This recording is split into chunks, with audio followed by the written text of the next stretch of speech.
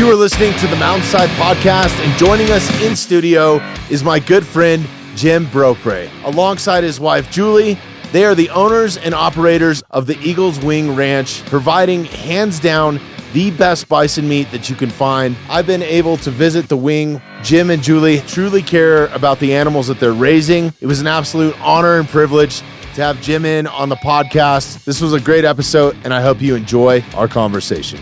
Learn to read in order to enjoy it. That's right. All right, I got to hit record. Here we go. Okay. Jim, welcome in. Thank you, Bobby Marshall. I always say, Bobby Marshall. This has been a long time coming. It's an honor and privilege to have you in here because you and Julie have been so hospitable to me. It's been a pleasure. What, I've known you 2 or 3 years now, yeah, I think? You were up with Devin in 2022? Yes. At the wing? At the wing.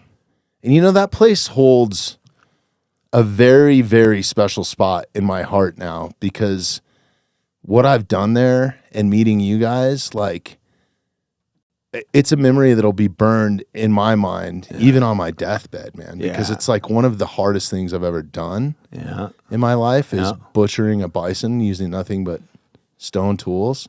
And trying to keep up with a savage like Donnie Dust. And like, you know, you don't want to show any signs of weakness with that guy. No. He might not be your friend anymore. Exactly. Or he's going to show you the way. And you know, not only that, like, you guys have fed my family really for the last couple of years. I mean, all that meat that I get to bring home, they love it so much. Like, it wasn't even a question. Like, the timing when we came up to do stubs back in October, the timing couldn't have been worse for me. Why so? Just everything I had going on with the podcast, family stuff. Like, the son was playing football. The wife was out of town with my oldest daughter in LA. So my youngest, we had to send with her friends. She had a blast. I mean, everything worked out. Yeah. But those are the... They gave me the blessing. They're like, as long as you're bringing meat back, go. You know? Because I call it cutting board dinners. Like, I'll put it on the trigger, or cook it on some cast iron or something like that. And literally everybody gathers around the cutting board and we just kind of hang out. Different cuts or what? Just different cuts, yeah. Like the first one that I did, I think I cooked tenderloin that night. So 2-day-old tenderloin. And how was the tenderloin on that old bull? So from the first one, incredible. Yeah. Incredible. The younger bull. I noticed that Stubbs is a little bit more tough. A little bit more tough. Yep. And I think... edible. Oh, 100%. Yeah. Wait. Fuck store-bought meat. Fuck it. Like, get that out of my face, dude. Like, I don't want your beat-washed beef wrapped in plastic. Everybody's talking about microplastics right now. Like, I'm sure that's all cut up on Teflon cutting boards. And, you know? The preparation and the preservation of the meat bought in the store is one thing, but it's also what goes on before that as far as how it was raised. Yeah. And Julie and I are both big believers in whatever you're putting in your body, wherever you got it from, you're going to be absorbing a lot of whatever went into that to bring that to your table. You're going to be absorbing not just the nutrients, but I mean, I don't want to sound trite, but like the spirit of that animal. That's why I hunt. It's going to be now, a part of you. Whether you'll digest it, and whether or not that spirit leaves you is up to the individual, I guess. But I definitely believe once you have that, that store-bought meat in you, whether it was a feedlot, whether it was pasture raised and grass-fed, grass-finished like ours, all that makes a difference into the quality of that meat and the spirit of the animal. That you're ultimately taking in. It's so true because every time, I mean, main reason why I hunt is every time that I put something down on my dinner table, I go back to that memory. Whenever I'm eating Stubbs, I think of Stubbs. Yeah. When I say a little prayer, it's like, thanks, Stubbs. Yeah. Like he's included. Like, and I am much more conscious of waste. Like, I don't waste anything. Like the tendons, everything that I cut out, right? Like the stuff that you can't eat. Like some of those tendons on Stubbs were enormous, insane. Like my dogs, my dogs have trouble going through them. Yeah. but they love them. Yeah, yeah. You know what I mean? It's like a chew toy. Give them something to do for a while. So when I'm in the butchering process at home, I take over the whole island.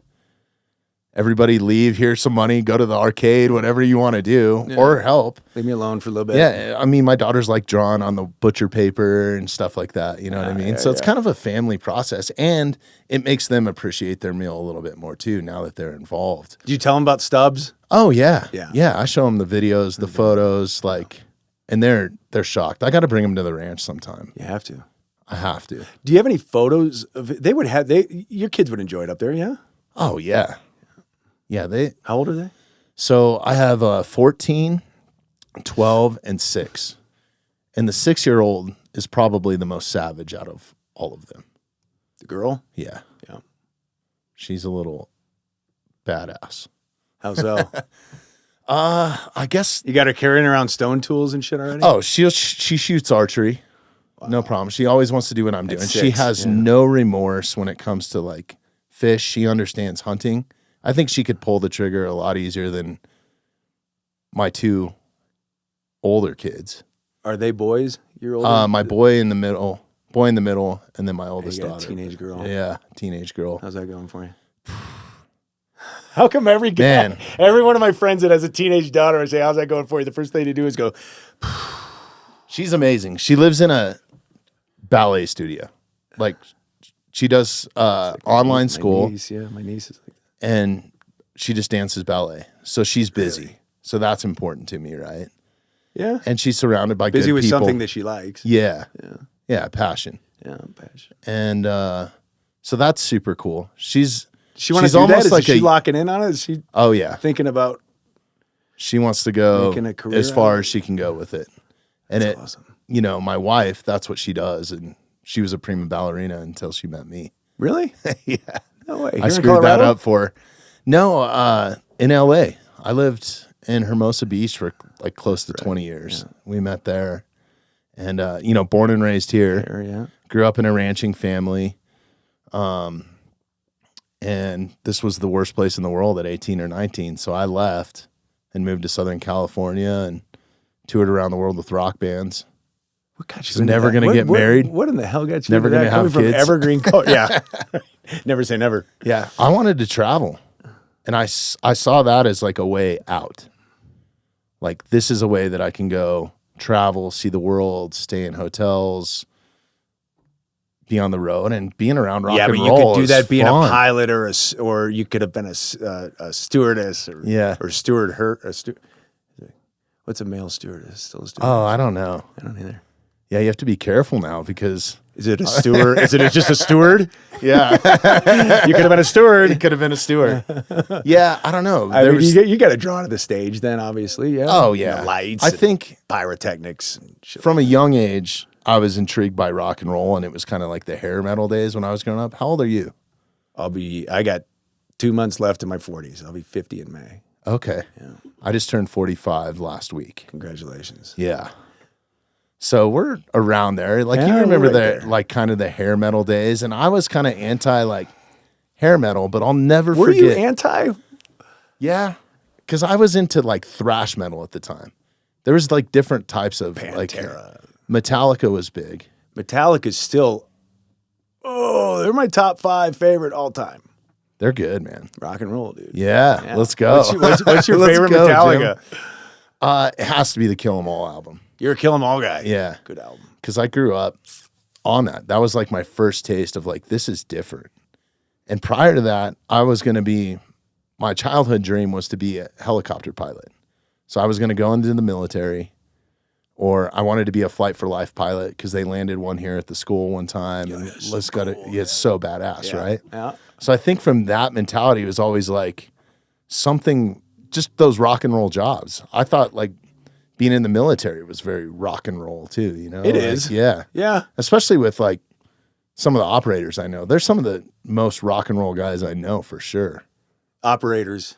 Like tier 1 operators. So whether they've been special forces in the Army, Green Berets, Navy SEALs, MARSOC Marines, like those guys. Tier operators. Yeah. Yeah. They're different breeds. Yeah. Yep. and they have a lot more freedoms to kind of do what they want in the military. Yeah. It's not so like cut and dry, like your uniform has to be perfect. Like, Yeah. so they can have long hair. They Yeah. can, Yeah. it's kind of the rebels, Yeah. but badasses. But badasses. Yeah. Savages, as we would say. Yeah. You know. I agree, man. The metal thing, man, I let it go for a while because my Metallica first album was Ride the Lightning. Yeah. That was the last album with Dave Mustaine. You know, then they kicked Dave out. I guess that's when you really got problems when Metallica kicks you out for drinking and drugging too much. Yeah. Right? Okay. Yeah. Why don't you go do your own? So he goes and did what? Megadeth. Dave Mustaine. Right. Yeah. Yeah. And then Hetfield took over the lead vocals for Metallica. But yeah, Ride the Lightning. I can put that album in anytime, anywhere, and get fired up. Yeah. Between that and Justice for All, Awesome. would be my other go-to. Master is pretty good. A little later, Metallica. Kill 'Em All is fucking awesome. Are you going to go in June? No, Right. I've seen them. Yeah. Yeah. And June is probably our busiest month. I don't do Right. shit in June except get bit by mosquitoes and try to raise hay. Yeah. Because we farm. Oh, that's right. 700 acres. We put it, just crazy. me and Julie and Dad. You guys are We hay awesome. that whole thing, dude. 700 Really? acres, yep. Round bales. Wow. That's our winter feed for the buffs. Yeah. That's freaking awesome, man. Thank you for the gift.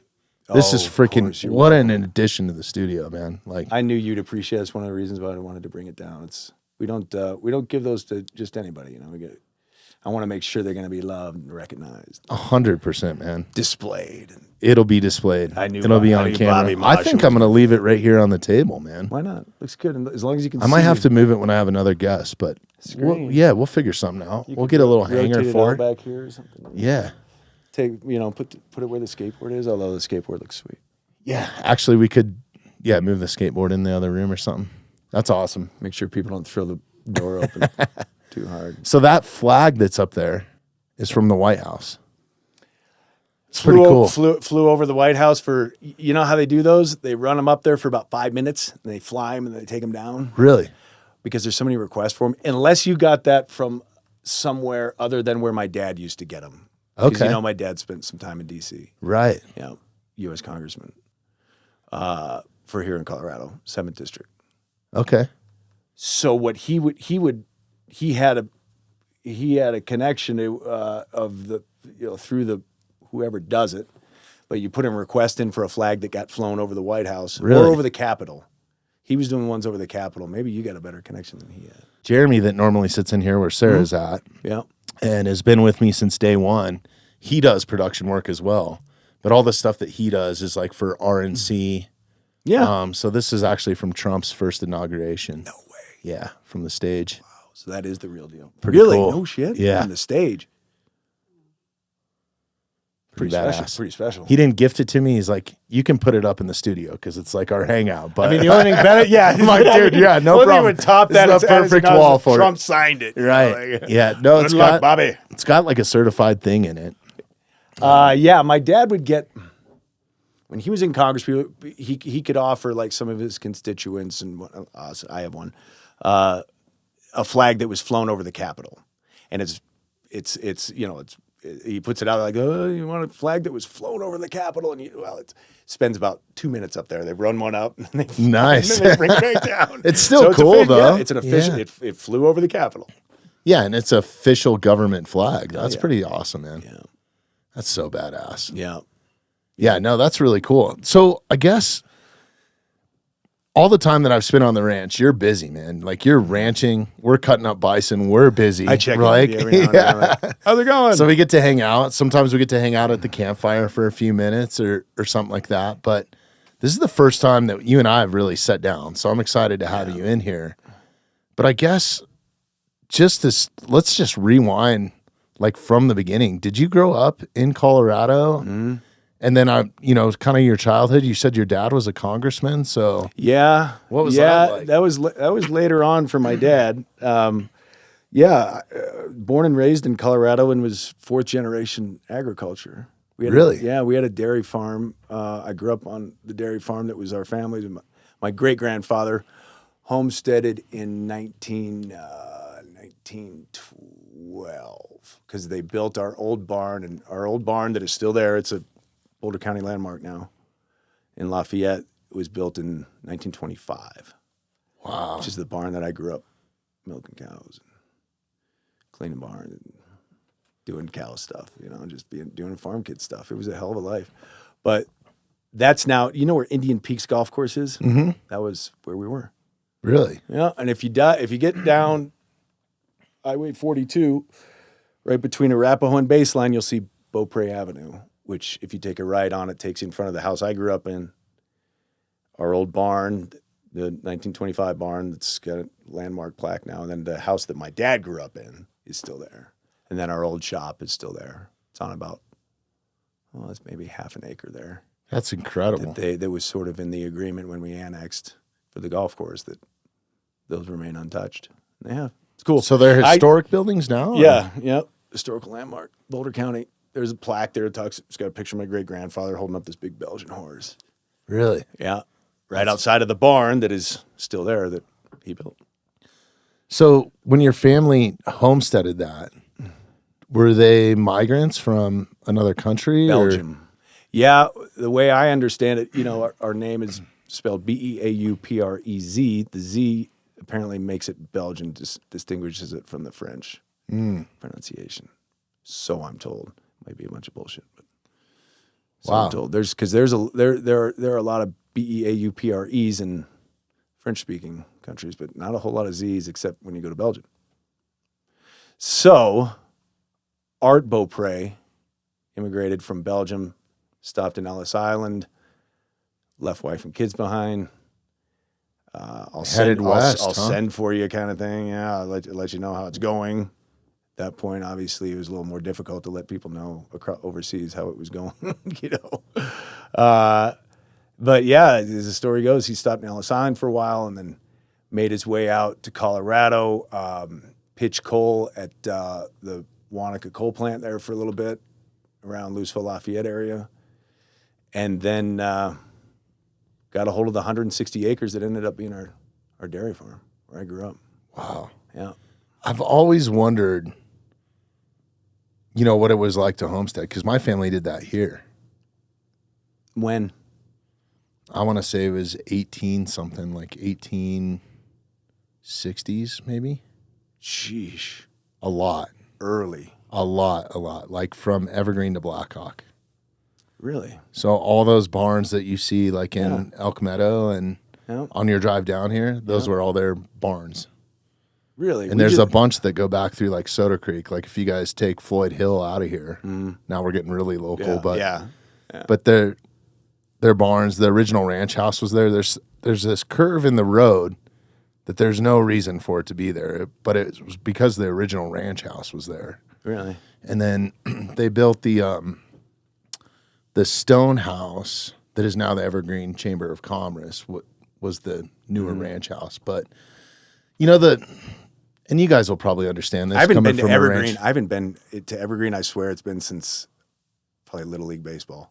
Really? Yeah. I'm talking like probably 30 plus years. Well, welcome back, I've been man. this deep in Evergreen. Yeah, I'm driving around going, man, shit has changed. Yeah, a lot. Yeah. A lot. It's still got a nice mountain town feel to it, though. It does. I love it here. Like growing up here was cool, and then the family history that I have here, like the little schoolhouses and stuff that are like historic. A local celebrity. I'm actually kind of hated, believe it or not. I don't know about that. Yeah, I don't know. There's a lot of. Why? Because you're too good at what you do, or what? I say some shit on here that people don't agree with, and I don't even get political, man. But I don't know. So, like small town sensitivity kind of thing. Yeah, I've been told I shouldn't be doing this in this town. I'm like, oh, really? Fuck you. Fuck off. Yeah. I like yourself. Yeah. It's all right, though. I have a ton of This support America, here, Jack. Too. Yeah. And then, all my family is still here, too. Like, they go generations deep, so it's kind of. So you got plenty of reasons. It's cool. They've all left Evergreen. I think I'm the only one left in Evergreen. They're all further in the mountains or in Conifer. And you're the least liked. Yes. Probably by the I'm family gonna be too. here forever. I'm not leaving. I Yeah. ain't leaving. You're stuck with me. Yeah. So But it's pretty incredible. yeah, the homestead, man, those I wonder how they those did it people though. were- You know, because I don't have like the full story, full lineage. Like I know how they lost the property, but I don't know.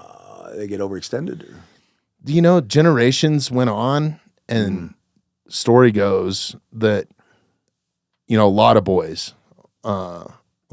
in the family, and 2-3 generations away from me, skiing was becoming very popular, and the boys decided that they didn't want to be in ranching anymore. Once they discovered skiing. And they were going to be rock stars in the ski industry, right? Yeah. So they put a lien against the ranch and bought a bunch of excavation equipment, and they excavated Vail.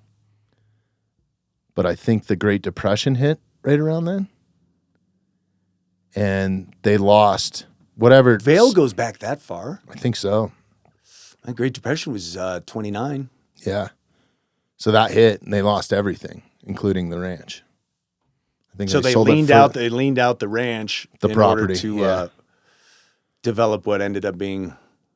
now Vail Taiwan ski Golf resort, Course and whatever Yeah. else it is. So Yeah. it's cool. A lot of it's Wow, that's still crazy. open space. I mean, you think about it. Back in the day, I mean, we bought our place up there, Eagles Wing, from the Homestead family. Really? Our deed of trust has Roosevelt's signature on it from the No Homestead way. Act. That's The cool. Homestead Act, 1882. You guys have that frame somewhere or something? Or like, Yeah, well, it's in a file somewhere. Yeah. Right there, but we've all got it's all copies. But from the Homestead Act, 1882, and the first water decree was filed on that place. It was like 3 cubic square feet of water in 1886, and now with that we own 52 feet. Wow. Water's king. Yeah. Yeah, that was How- one of the things that attracted us to that place. Plus the history. Yeah. How does that work out? Like you own the water rights for Yeah, see in Colorado, when you can say own the water, 52 feet, how do you, cubic square feet, so we have to measure it. okay. There's a thing called a flume, and then you've got a weir, which is a measuring device basically coming out of the ditch that you're taking your water from, and it measures how much you're taking per second by the cubic square foot. Wow. Yeah. And then And so can you turn around and sell that then? Or- Okay. Yeah, but the water rights the mineral rights do not have to accompany the sale of the property, but the water rights do. Right. Yeah, I mean, we've got senior water rights coming right out of the National Forest. The Little Grizzly Creek. Wow. Our head gates up there. It's about Yeah, because your property backs up to National Forest pretty much, right? Yeah. Yeah, there's It's incredible one spot. ranch in between us, which is the guy that we share the water rights with. We've got 3/5, he's got 2/5. Okay. Which if you were up there, we flood irrigate for the, all the crop meadows for the hay crop. Mm-hmm. So it's all just an elaborate ditch system that kind of winds through the ranch. It's been put together over the course of I got to come up there over when I'm not 100 cutting years. up bison, just get a little tour, man. Yeah, That's you would cool. enjoy. You follow around right when I turn the water on to see like that much water working through a ditch is pretty impressive. And the way that it's managed, it's the ditch system. We haven't really altered that very much. It's the same ditch system that was used by the homes, the family force. I mean, they built on it obviously, but I don't know how you guys did it, man, without the equipment we have today, without excavation equipment, things like that. They put a lot of things in place that It's a lot of work. a lot of work. They grubbed sage. You know what grubbing sage is? No. Well, sage, the roots are so friggin' deep. Mm-hmm. What are they, like 18 inches or something like that? I mean, they're all Really? the way down. Yeah, yeah. They're. I don't know exactly what it. What is it? 8 feet. 8 No, they're feet? not. They're not 8 feet. Google it, Sarah. No, let's Google. Julie's throwing a flag on the play here. What is it? Mountain sage. They're not 8 feet. They weren't grubbing them that deep. But the one way you can kill sage in order to clear it out, if you're going to put them in like a hay meadow, if you're going to plant, you can water it. Really? Yeah, overwater it. There, No, guys. Mountain sage also known 3.5 to 13 feet. Holy shit. Julie, the brains. Again, brains of the operation. Let's go. The brains and you got the muscle. That's all you need, baby. Yeah. That's all you need, brains and muscle. Wow. But yeah, so they're down. So grub and sage, you got to clear all that out. So they're pulling all the, not only the bush above the ground, but the roots and everything, and getting it prepped for a hay meadow so that they could plant. At that point, they were planting Timothy, which is a type of grass, high altitude grass, and then they went and it ended up going to Garrison, which is a variation of it. It's still a grass hay, but it matures a lot quicker. And up there, you got a very small window to get the hay crop put up because you can start getting snow again in September. So you get it's your crazy. irrigation water on late May because you got to wait for thaw, basically. I think what people don't understand too is like you can't dig when it's frozen. When you can You dig, can. It's just Yeah. it'll take a lot longer. it's a short window, but you live in the Rocky Mountains, man. Like, 8,700 feet is the backside of the ranch. wow. Yeah, Yes. so you're not digging very deep. No, You're hitting a rock, like Yeah. big rocks. Yeah, when we put our fence in up there, that was one thing that we underestimated. You know, because we tore down 12 miles of the old fences. Some of that was like the old cedar homestead posts. Wow. And we put up 17 miles of treated 4.5 inch by 6.5 foot posts, stabbed in the ground. It took that, it took probably, I don't think we were done with our fencing until 5 years. Wow. 5 years. Yeah. That's crazy. But anyway, hitting rocks with that. I mean, we're just honestly Yeah. up there in that native sage, just like, holy shit. So I want to go back to this homesteading thing, and then I want to definitely spend some time on the ranch. Do you have time constraints today? Do you have to be out of here by any time? No. All right, we might keep you till the dark then. We'll do a couple hours. for Bobby Marshall. Oh man, you guys are awesome. You guys are freaking awesome. The homesteading process, was it literally go out there and stake out as much as you could manage? Yeah. And then was there like there's obviously like a permitting process if the president's signing it and saying, Yeah. this is your land. Do you have to occupy it for a certain amount of time? Yeah. And And the big thing was take care of it. You had to, I think, maybe keep your original intention of what you had, if it's going to be agriculture or if you're going to build a community, what it was, you got to take care of the land. You can't just go out there and put a flag in the ground and be like, this is mine, and then move on and put another one in and just keep, colonizing without a purpose. Come out and wherever you set up shop, one of the requirements is you got to take care of the land. And a lot of the guys at that point were getting into farming and ranching. Whether they were bringing cattle out this way or just coming out to put up hay or whatever it was, they were moving out here for agriculture. And the family that we bought it from, they owned a lot of that. The Chedsey brothers, they owned a lot of that land up there where we're at. Our ranch, our plot right there was the Chedsey brothers cattle company. Yeah. so they were raising cattle on it prior. Yeah. And so the house that Julie and I live in is one of the original homestead houses. Really? From 1902. Julie and I's house is 123 years old. That's cool. Yeah, we'd do a little work to it. Yeah. And continue to do a little work to it. Anymore, that poor old house, man, we'll go to hang a picture up. Like, it's just a nail. Fucking half the wall comes down. Oh, shit. Get the plaster out, because it's all mortar and lath, it's Right. old school. Insulated with newspaper. Insulated and with stuff? newspaper. When we did the kitchen, when we remodeled the kitchen, we started demoing, and there were newspapers in there from 50s. Really? Yeah, some cool stuff. It's kind of cool. You find A lot of yourself them were illegible, and the mice had gotten to, right. majority of them. Nobody had wintered in that house since the 80s. Really? Yeah, and I wintered up there 4 years by myself. How old is the little cabin there that kind of where we butcher? The bunkhouse. The bunkhouse. That's yeah. original. That's old. Is it? Yeah, probably- because that's that's cool. 100 years When you old walk anyways. in there, it's got like a feeling. Like when you walk into a place like Yeah. that, like it just got that feeling. It's Energy. yeah. Yeah, it's an old energy in there. If that place could tell stories, man. Yeah, it was a bunkhouse, so a lot of cowboys overnighted in there, back in the day. We considered dozing that thing. But the same thing, like you just said, we walk in there and we're like, man, these walls get dark. Same thing with Julie and I's house. We thought about scraping that thing and building something, but I don't know. I was pretty into it at that time. And like I say, I was up there 4 years before Julie came up by myself. And so I was like, I just want a small house. And it had kind of a haunted feel to it. And, Yeah. cool characters running around both past, present, and future. Yeah, that is a cool spot, man. I always think about like that homesteading thing, but just what that was like, a few hundred years ago.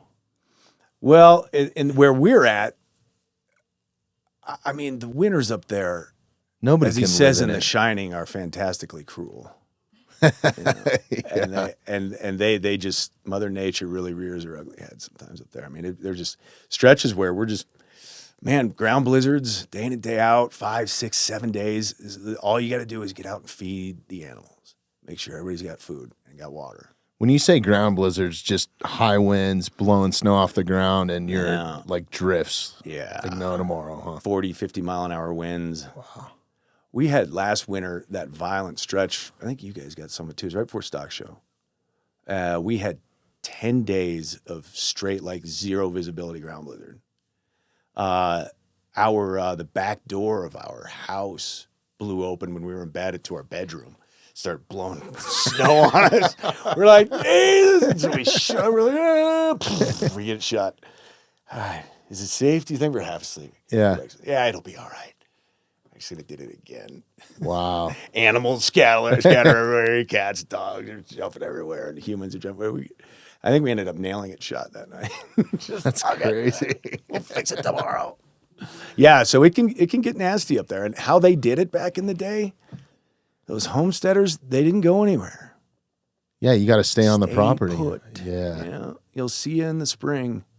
Not They to didn't have mention- any school in the winter. You're kind of at war a little bit, right? Like Yeah, there's totally. It's a battle for sure. Yeah. Yeah. You guys ever find any artifacts up there and stuff like We arrowheads found a and- really old buffalo horn. Really? Yeah, old.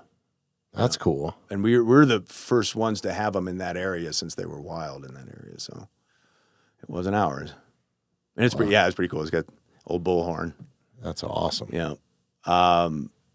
We find it's not really an artifact, but a lot of lava rock because that country was, it's all rabbit ears. That's that's volcano. That's an old volcano. That's why it's crumbling. That was cool. Remember when the rabbit ears crumbled? Yeah. Yeah. That's wild. I noticed it before because we can see it from our South Meadow right there. Pull up a photo of that, I was Sarah. out there and I'm like, the rabbit ear looks different. There's something, just doesn't look right. Sure enough, the news that afternoon it was like, oh, the rabbit ears are crumbling. Big old section of rock fell off. It's volcanic rock. You wouldn't want to it's be just an underneath that. old volcano. Wrong rabbit ears. Yeah. Colorado. Here we go. Not the cute ones. Yeah. There it is. Yeah. Yeah, the left ear, the west ear. See what it looked like before? Right here, like in the middle. And then what it looks like now. There. Yeah, it's just a sliver left, huh? Yeah. So we get to see history in the making there, geological history. Yeah, that's pretty wild. There's us right there. That's what our winters look like. Yeah. Well, snowplow, except replace the snowplow with a John Sarah, Deere go tractor. to Instagram, and I think you're already on it. Go to Eagles Wing, scroll down a couple photos. There's Friendly. Oh yeah. That bison there is just completely That's ice. I mean, that's ice. That's from the wind. That's what that's coming out of a ground blizzard. That's what they all look like. Really? Because they'll hunker down, just wait it out. God, they're so tough, man. They'll face it a little bit because all their heavy, dense hair is up front to protect their organs and the respiratory system. Yeah. And so they're just kind of, and on their head, like, I'm sure, but you stick your hand in their head, not when they're alive, but when they're, passed on, stick your hand in there. And you lose you can't see your hand anymore. That hair is so dense. Incredible. They have 7 times, 7 different types of hair and 7 times as dense as cattle. Really? That's so cool. Per square inch. They're such an amazing animal, man. They're built for it. Oh, I could go on and on. I think I told you about the hound dog thing. They have like 2 million more olfactory senses. They can smell better than a hound dog? Hound dog, much better. Really? If you go out there, like one of the first things that they'll do if they don't know you or they're suspicious, whatever. One of the first things they'll do, they'll turn their nose up like they're just taking you in.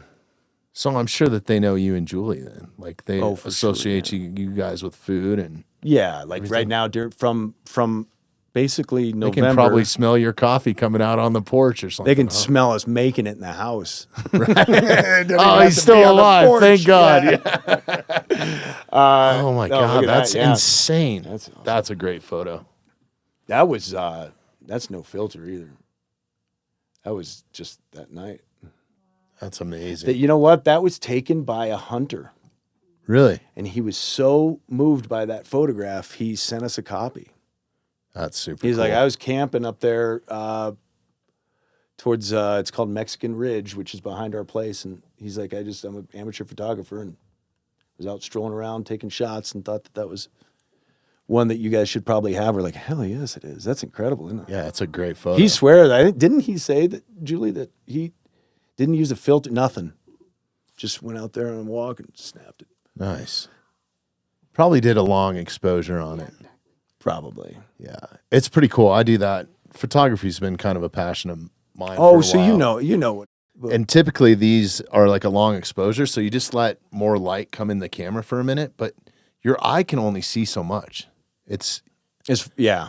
It's like, and I've talked about it with some of my SEAL buddies, when they're out operating with night vision, like just seeing the stars and stuff, they're like, you'll see shooting stars all the time. Yeah. That you don't see with your naked eye because you have night vision because it's picking up that much more light. Right? Yeah. It's kind of cool. Yeah, absolutely. Yeah. And that's kind of like long exposure photography. It's just like you're opening the shutters, like those crazy photos from the James Webb telescope. Have you ever seen any of those? Yeah.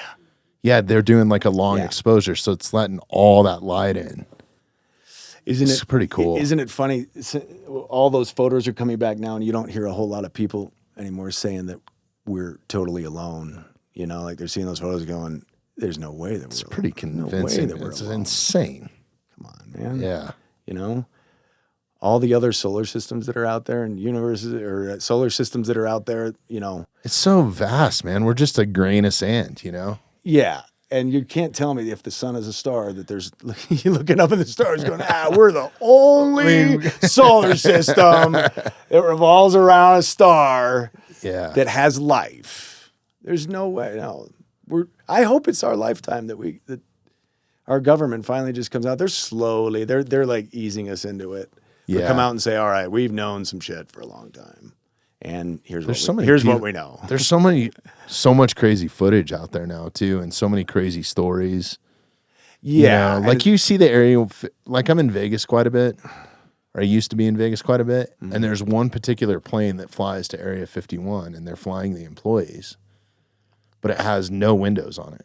It's just a plane with no windows, so you can't see where you're going. I'm like, why does that have to be so secretive? Can't see what's in there, either. So. I don't know, man. It's wild. But yeah, like I've looking seen at some the solar crazy stuff system in the is sky up fucking there. insane. Yeah.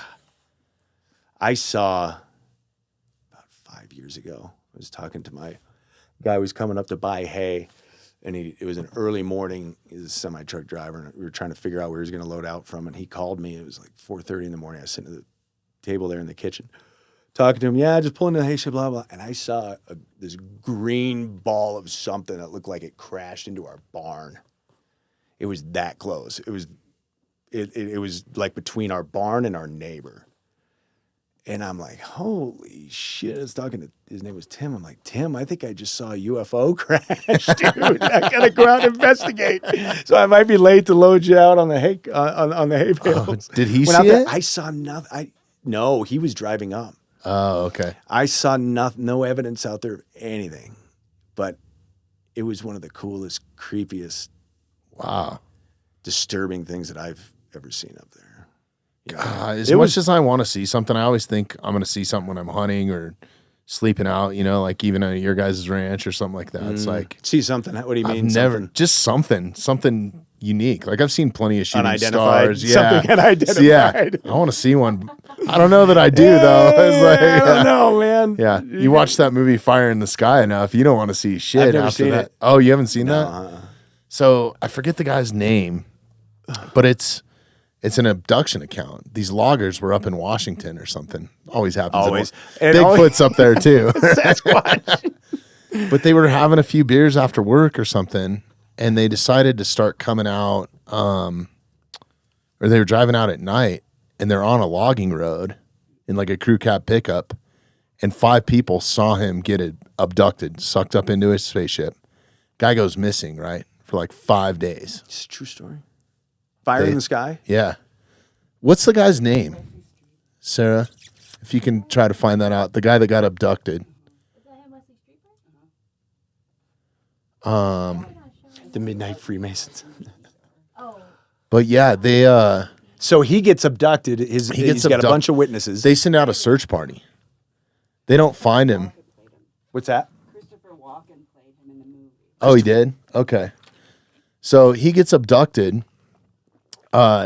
He's lost or missing for 5 days. They're looking all over for him. These guys are freaked out, like sheer panic. They can't find him. I mean, they have hound dogs, everything out, search parties. He shows up at his house, knocks on the door like 5 days later, His head on backwards. and starts, telling this story of like I guess he woke up while they were probing him or doing whatever. Have you seen this, Julie? It's pretty wild. Good? Yeah. I'm out of the loop. Yeah. It'll freak you out. You'll be looking over your shoulder. So going back to you going, like, I kind of wish I would.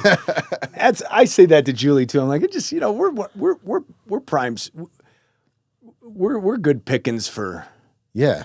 abduction and things like that. Like, we're in the middle of nowhere. That's what it always happens to. Small town. Middle Seemed of like a nowhere. cool guy to hang Early in the out morning. with. Yeah, this guy's interesting. Let's bring him up and probe him. Yeah. See what this guy's all about. Have you ever had anything? Because like, But Julie says, like, Julie always tells me, like, don't wish for that.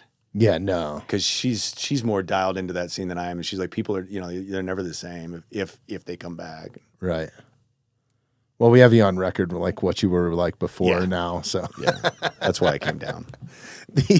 I'm going to start summoning the unidentified. Have you ever had anything crazy happen to your animals up there? Because I know that's like some of those accounts where they like kill cattle and they drain all the blood out of them. There's like no. Yeah, I believe that's And they're, like, that's preserved? happening. Yeah, that's happening. It hasn't happened to ours, however. We've had a couple go missing, and I'm telling you, man, the Bison the just place go is completely big, missing? gone. Like no bones, no nothing. We can't find them. No, there's no record. Can't find them. We've searched the place. I mean, it's a big place, 1,300 acres.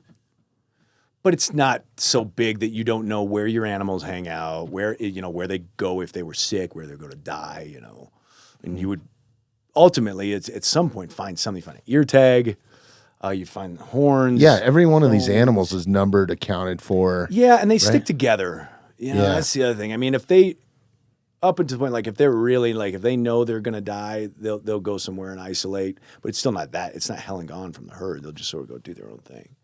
And yeah, year in and year out, depending on the time of year, they have their spots where we pasture them and where they like to hang out. We looked everywhere for this. It was one of ours. She was going to be a replacement heifer, Oh, really? and we looked everywhere, and she never came through. She came through in the spring through the squeeze chute when we worked them, but didn't come in the fall. So sometime during the summer, something happened to her. Just went completely Gone. missing. Gone. I not looked everywhere for that because it was driving me nuts. Now, does that mean that somebody maybe poached her from the road? Maybe.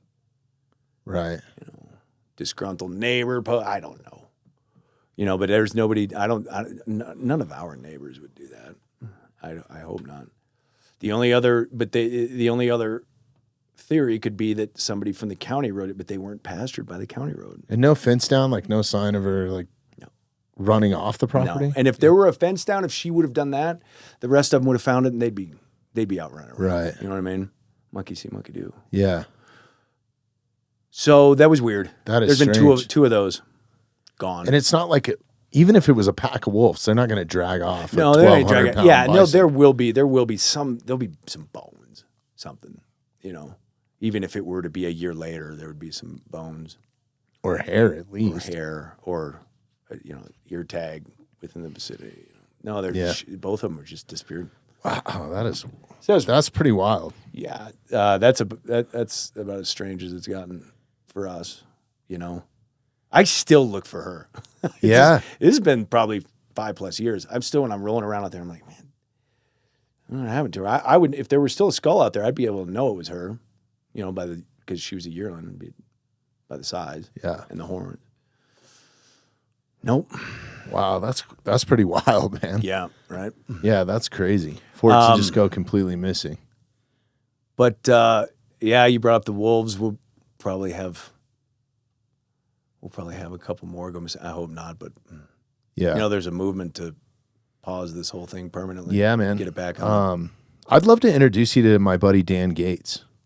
Dan He's Gates, I know. He's the guy that's been kind of heading up the whole wild. He's been the voice of the hunting and ranching community from a politics standpoint, but he's a Colorado native, has been on the Wildlife Commission for like 35 years or 40 years almost. He's on the commission. Yeah.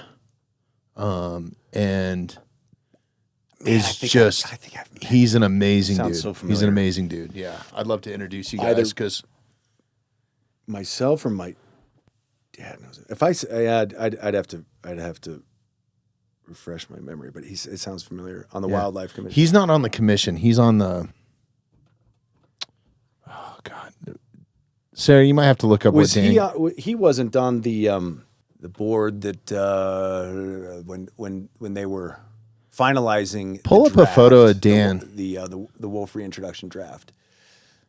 The So Dan got really involved and became very public on the mountain lion hunting ban initiative, and he's the reason that it really didn't pass because he was going around to all these hunting, fishing expos, talking to ranchers, taking a video camera with him, a full film crew. He's recording a podcast actually in here now called Through the Gates, oh really? and it's just wildlife updates. Through the Gates, clever. Yeah, I like it. and he's a good dude.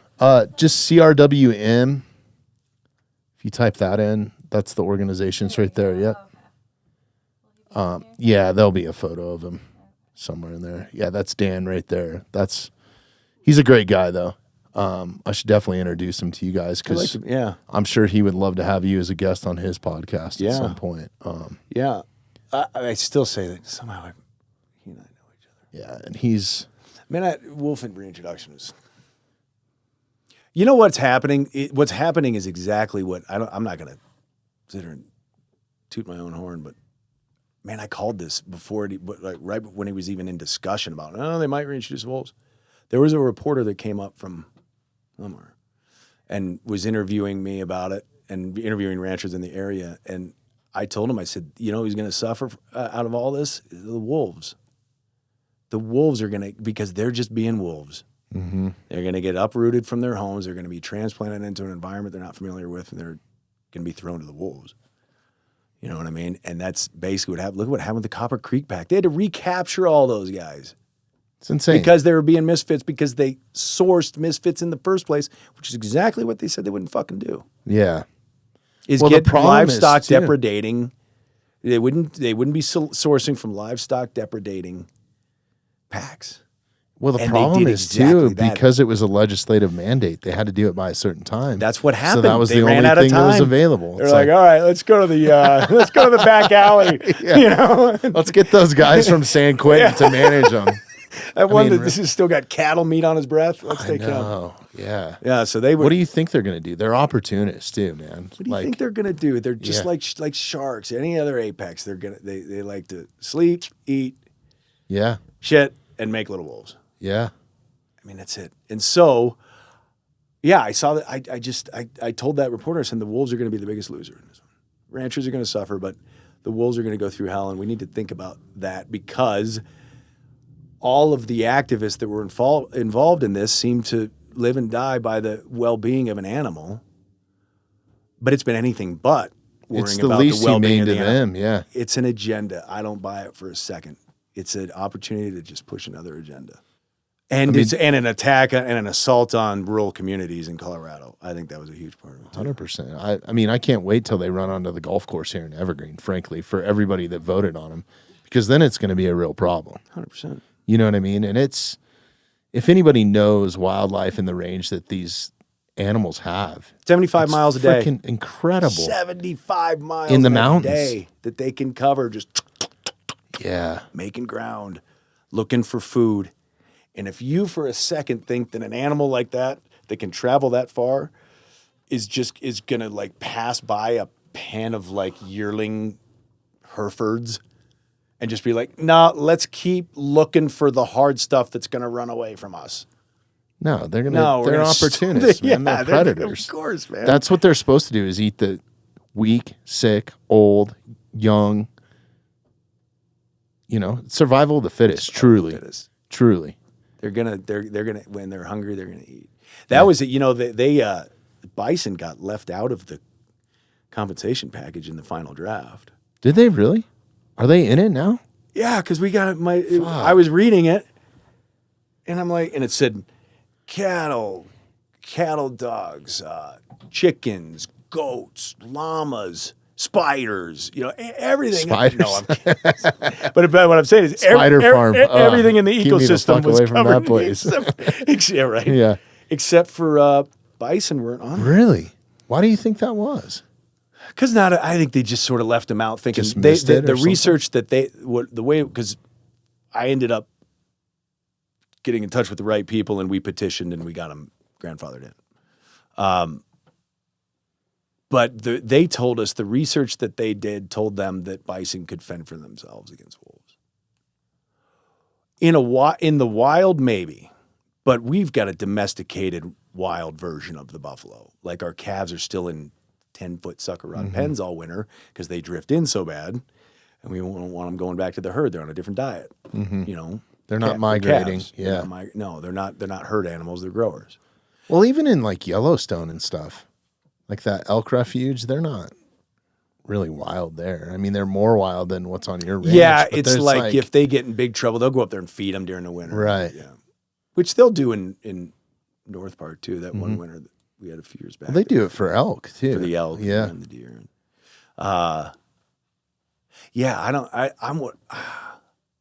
We're kind of unique like that. Like I'll go up to the hay shed in a hard winter and I can see that the moose been in there, the elk and deer been in there, just nibbling on the hay. Sure.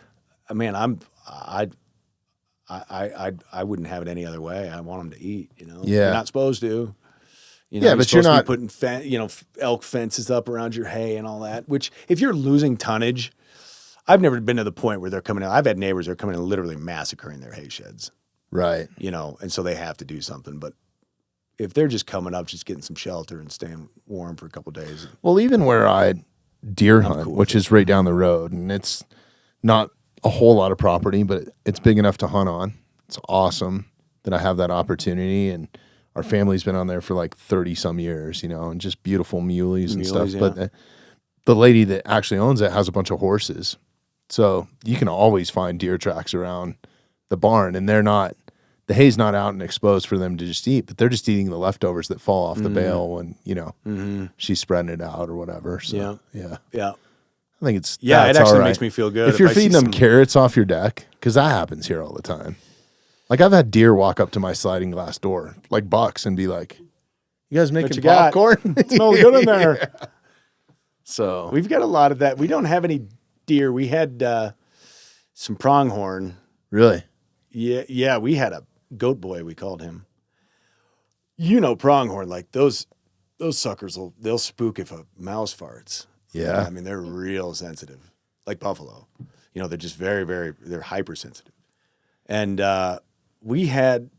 this is what a unique animal goat boy was. He would like follow our hay equipment and like sleep in the windrows and oh really? yeah, he was like. So you got to be careful turning them on. Well, yeah. Exactly. Yeah. But we ended up just sort of getting kind of attached to him. There were like the DOW head of our division manager, whatever, wanted to take him, and I'm like, nope, he's off limits. He's like, yeah, let me take that. That's a beautiful, beautiful buck, and I'm like, you can't take him. He's named, and he's part of the family. We probably had 5, 6 offers of people just driving in wanting to take him. Really? He had a family there, and now we call his boy Son of Goat Okay. Son of Goat is an asshole. He destroyed our spruce tree right off our deck, man. like right in front of us too. He's just out there. Julie's like, "What is that sound?" And you look out there, he's just running his antlers up and down the spruce tree, shaving it. You know. Yeah. So anybody that wants him can have him. He's not like his dad. The apple fell way too far on that. Right. Yeah. So we get that. We got a porcupine that's hanging out right now. Nice. It wants to come in the house, but can't with the house pets. Obi-Wanda is her name. She's the wise one. Nice. This porcupine's crazy, man. Like you go out, I'll be out there, I'll be like, "What's up, Wanda?" And she stands up, she puts her little hands like this. She goes, Really? and she stares at you, and she's looking through you. And all of a sudden, I'm just like, man, what do I got to do today? I'm just fucking hang out with Wanda and tell her all my shit, Your therapist. Therapy couch. She will look at you, and I don't know what you believe, but I mean, I believe in reincarnation. I believe we do come back in some way, shape, or form. And if that's as an animal, it's an animal. If it's, blade of grass, whatever. I believe that our spirit passes on, has a chance to return.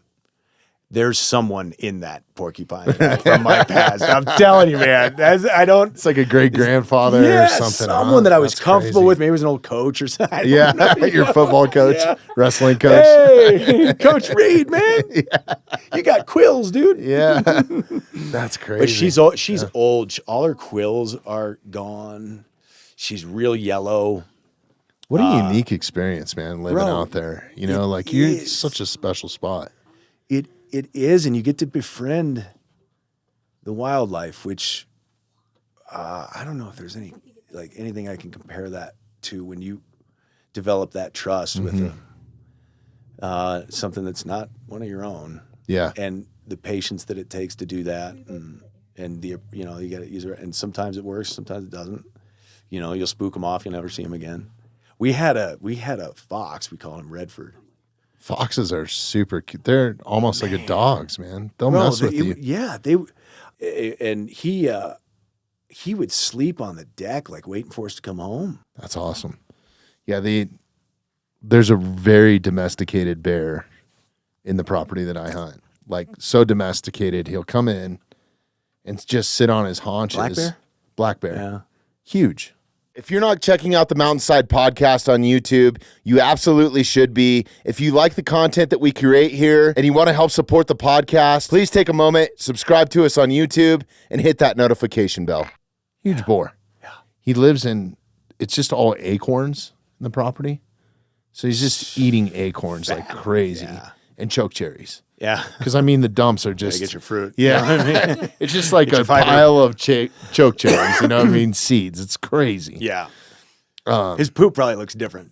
than It does, other man. bear poop. Oh, yeah, 100%. It's all choke cherries. Yeah. Like, that's primarily his diet. And deer, because there's so many deer in there. I'm sure he's eating some fawns, has to be. Has to be. And He's got to be. He's not living. well, he's on sitting there watching us field dress so he can wait to get on the gut pile. Like, he'll sit from, 50 yards on his haunches. He won't come any closer. But then there's been times where I've been dragging and he's followed me to the truck. All the way to the truck, yeah. Man, I hear stories that some And bears, I carry a 10 millimeter for that very yeah, reason. Yeah, he's still a wild animal. Yeah. That's like what we do with the buffalo. Like, as much as you want to give them the benefit of the doubt, that's how dudes get hurt. Right. They forget, because you do get attached to them, and it's still a fucking wild animal. Domesticatedly wild, but it's still got buffalo instincts. They're so fast. They're faster than anybody ever gives them credit for. Like that hole up in Yellowstone, what is it? I think it's like to keep 25 yards or something from the bison. That's too close. That buffalo will cover that before you can even put your phone away. 100%. We call that move that we've got all sorts of names for, like, they're like attack, their attack strategies, their moves, and they're not going to be on attack, but just like, their behavioral stuff. And they've got a move that they do when they're done with you. It's called the 2-hop and stop. Okay. Where they will literally bounce like a bunny. They'll put their head down first and their tail will go up like a question mark. Okay, it looks like a cobra. And their head will go down like this, and it'll get real still, and then they'll go da-tunk, da-tunk, and they'll be right at your foot. right at your feet, and they'll have their head down, and they'll start going pawn. Really? And that's when they're like, "That's it." They're like, "This is your last warning shot." So it's kind of like a bluff charge. It is, but it's enough to make you soil. For sure. Especially if there's nothing two hop and around you, stop. man. The first time I saw it, came from dairy cows, man. Really? You know, falling asleep on the flank, like you know, they're like big teddies, you know, except for the bulls. But Holsteins are real nice animals to be around. Two hop and stop. The first time I saw it, I was like, "What in the fuck was that move?" Yeah, that's I'd crazy. never seen it. You know, the behavior and Well, even have you seen like JB Mooney? You know who that is? No. Bull rider. He's like probably one of the most renowned, probably the best bull rider of all time. I thought that was Mike Pintar. Was, yeah. Oh, Mike's retired. Yeah. All right, current. Yeah, a little local joke here. I hope Mike stops by today. He said he I might wrote stop him. by. Yeah, Okay, I wrote good. him. Yeah. He's a good dude. He's a real good dude. He came up for New Year's. We sent you that picture. Yeah? Yeah. That's awesome. Yeah, we went to our neighbors up Yeah, that was a little heartbreaking. I was like, well, thanks, guys. Thanks for ruining my New Only Year. thing missing is Bobby. No, that's awesome, man. I'm glad you guys got to hang out. And I knew you would hit it off because I knew, Yeah, he's a good dude. I was like, I got to bring Pintar. And the photos that he took He's talented.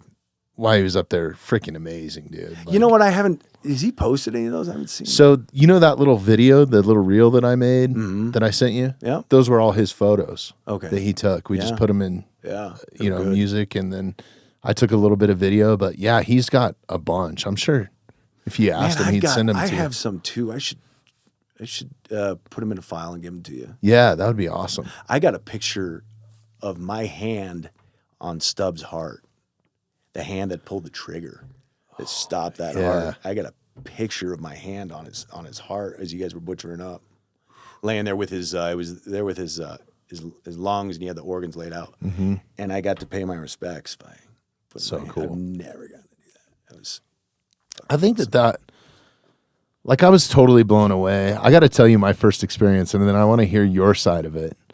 But to take it back to Stubbs' heart real quick while we're on that subject, dude, I've never seen something so big. I've seen a lot of massive. animal hearts in my life. And this, I mean, it was literally Volleyball. is bigger than that. Yeah, It's like a basketball. I mean, it's just long. Heavy. Like it's almost like you put two rugby balls together or something. I mean, Look at the Incredible, look man. at the body that thing has to supply blood to. yeah, the ventricles, you know, 2,200 pounds. are just like you could put a shot glass in them. Hell yeah. Yeah, I think Easily. I put. Well, and then how about the trachea? The esophagus, man, is put your- unbelievable. Fist in. I mean that's their trachea is. I don't know exactly the ratio, but it's a lot bigger than like say cattle because they take that much more air in. I mean, bro, they can run 6.5 miles top speed without stopping to water, Really? and that's 40 miles an hour. They can run 40 miles an hour? Oh, I've seen it.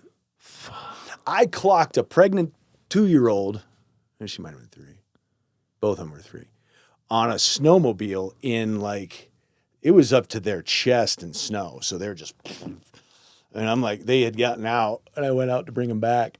And I'm on the snowmobile, and I'm just looking, and they're accelerating. And I'm just like, just kind of flanking them. Look over, and they're still going. Still going. I look down, I'm like 32 miles an hour in chest deep snow. They're just like, and they're still accelerating. I'm like, Oh my God. And they can turn fast too. Like they've got the dexterity of like a snake. it's so crazy because it like looking at them and being around them, you're kind of like, if you didn't know, you'd be like, this animal, there's no way it can move that fast because the legs look stubby on them, right? Yeah. They don't look like they're And if they're just walking, they look a little clumsy, you know, like Yeah. if they're just sort of, they look kind of like a bear, you know? Right. But Oh, they bears can are walk, they can fast, move too. backwards real quick. The buffalo can, which is different from cattle. If they can get their head around horns and everything, if they get their neck and shoulders so powerful, if they can get their head around, they can spin their entire, this other half from their their neck, from their shoulder back. They can spin that around like on a dime. Wow. So that's like when you're building working facilities. They're built and like everything. triangles, man. And they really. can jump. They can jump 6 foot standing still. Really? Like Stubbs, he could clear a 6 foot fence standing still. I've seen it. No way. They've got like the agility of a deer. And if they can get running, man, I'll share a video with you last fall when we lost control of them at the roundup and what they did. Just so happened some kid it was his first year up there, a friend of my little brother's that was dying to work buffalo with him. Yeah, come on up. He happened to be videoing. And I'm like, oh my God, you got to send that to me. They just destroy these panels when they want to go, man. Oh, they run right through them. Anything. That's why, I'll give advice on fencing. What do you do with your fencing? This is, I'm like, we've got 4 strands of barbed wire around the whole perimeter, 52-inch high top wire that is electric. Other than that, if they're going through that to go somewhere else, you're doing something wrong. Mm-hmm. They're not happy. So I always tell people it's more important what you do inside your fence than what you do with your actual fence. Because if Makes sense. if they're not fed, if they're not watered, if they're bored, whatever, they're just gonna go. I've seen them go through steel fences, 8-foot fences. Mm-hmm. They just sort of find a way. Do they get strong. bored? Or if they get startled, do you think wolves could run them through Mm-hmm. a fence? Something like that? I'm worried about wolves. Yeah. Yeah. Not only the initial damage that they can do, but the long term. You get wolf activity in your herd, your breed back's gonna suck. It's gonna suffer. Your weight gain is gonna suffer. They're going to be more skittish. They're going to be harder to be Skittish. around. They're not gonna want right? to breed back because they're reproductive. They just stress. That's all cortisol related. Right. And then good luck working them. Like they're a challenge enough to work them. You know what I mean by work? Mm-hmm. Roundup, wean Yeah. calves, shots, pregnancy test, weight. So we bring everything through in the fall. First Thursday in November, the whole herd comes in. Really? Wean calves, fall shots, get weights on the mamas, cull. That's when we do our cull. If we've got some that don't come through pregnant or they're old and aren't healthy. That's when we do our cull. Okay. So they're a challenge enough to get them to go through a squeeze chute. And the squeeze chutes are huge, right? Yeah, Compared to cattle? Like, Yeah, they're hydraulic. are they? Yeah. Wow. Hydraulic cylinders. Yeah. That's a dangerous day for you guys then, huh? Probably. It is. I'm the only one that's on the ground anymore with them. We used to throw a bunch of people out there and I don't try to do the more people, less is more with them. And I think they're the most familiar with myself and with Julie. Julie's up at the squeeze chute with Dad taking records. Mm-hmm. And then I'm out back and I just bring groups into the barn for them. And we get a crew. I mean, when we do the herd, I've got like 12 people. But everything's on pull gates and cylinders and things like that. So all the crew and everything can stay out of harm's way. How many bison are on the ranch? I got just over 100 miles. After calving, we ride around 340-ish. That's so many. Yeah. That includes the year's calf crop, Yeah. Because we finish, That's crazy. 50 It's every so awesome to wake up in the morning and look out at that sunrise, like crawl out of your tent. It's freezing ass cold, even in the middle of summer. But just to see the bison herd out there, like the last time we were up there, just like that fog rolled in, and just to see them the out fog there was is so awesome, man. It's really cool. That whole weekend was really special. The comet. Yeah. I mean, really, with the comet was that was cool. out. Go back to Instagram real quick, Sarah, and go to the tagged photos, maybe. I wonder. Oh yeah, right there. Hit that one right in the middle. That's the little reel that we made. I think we have some of the. Oh no, that's for 200. Sorry, close that one. He was a good kid. Kid with Yeah. a beard that lives in Boulder, I think, right? Oh, Yeah. there's Redford.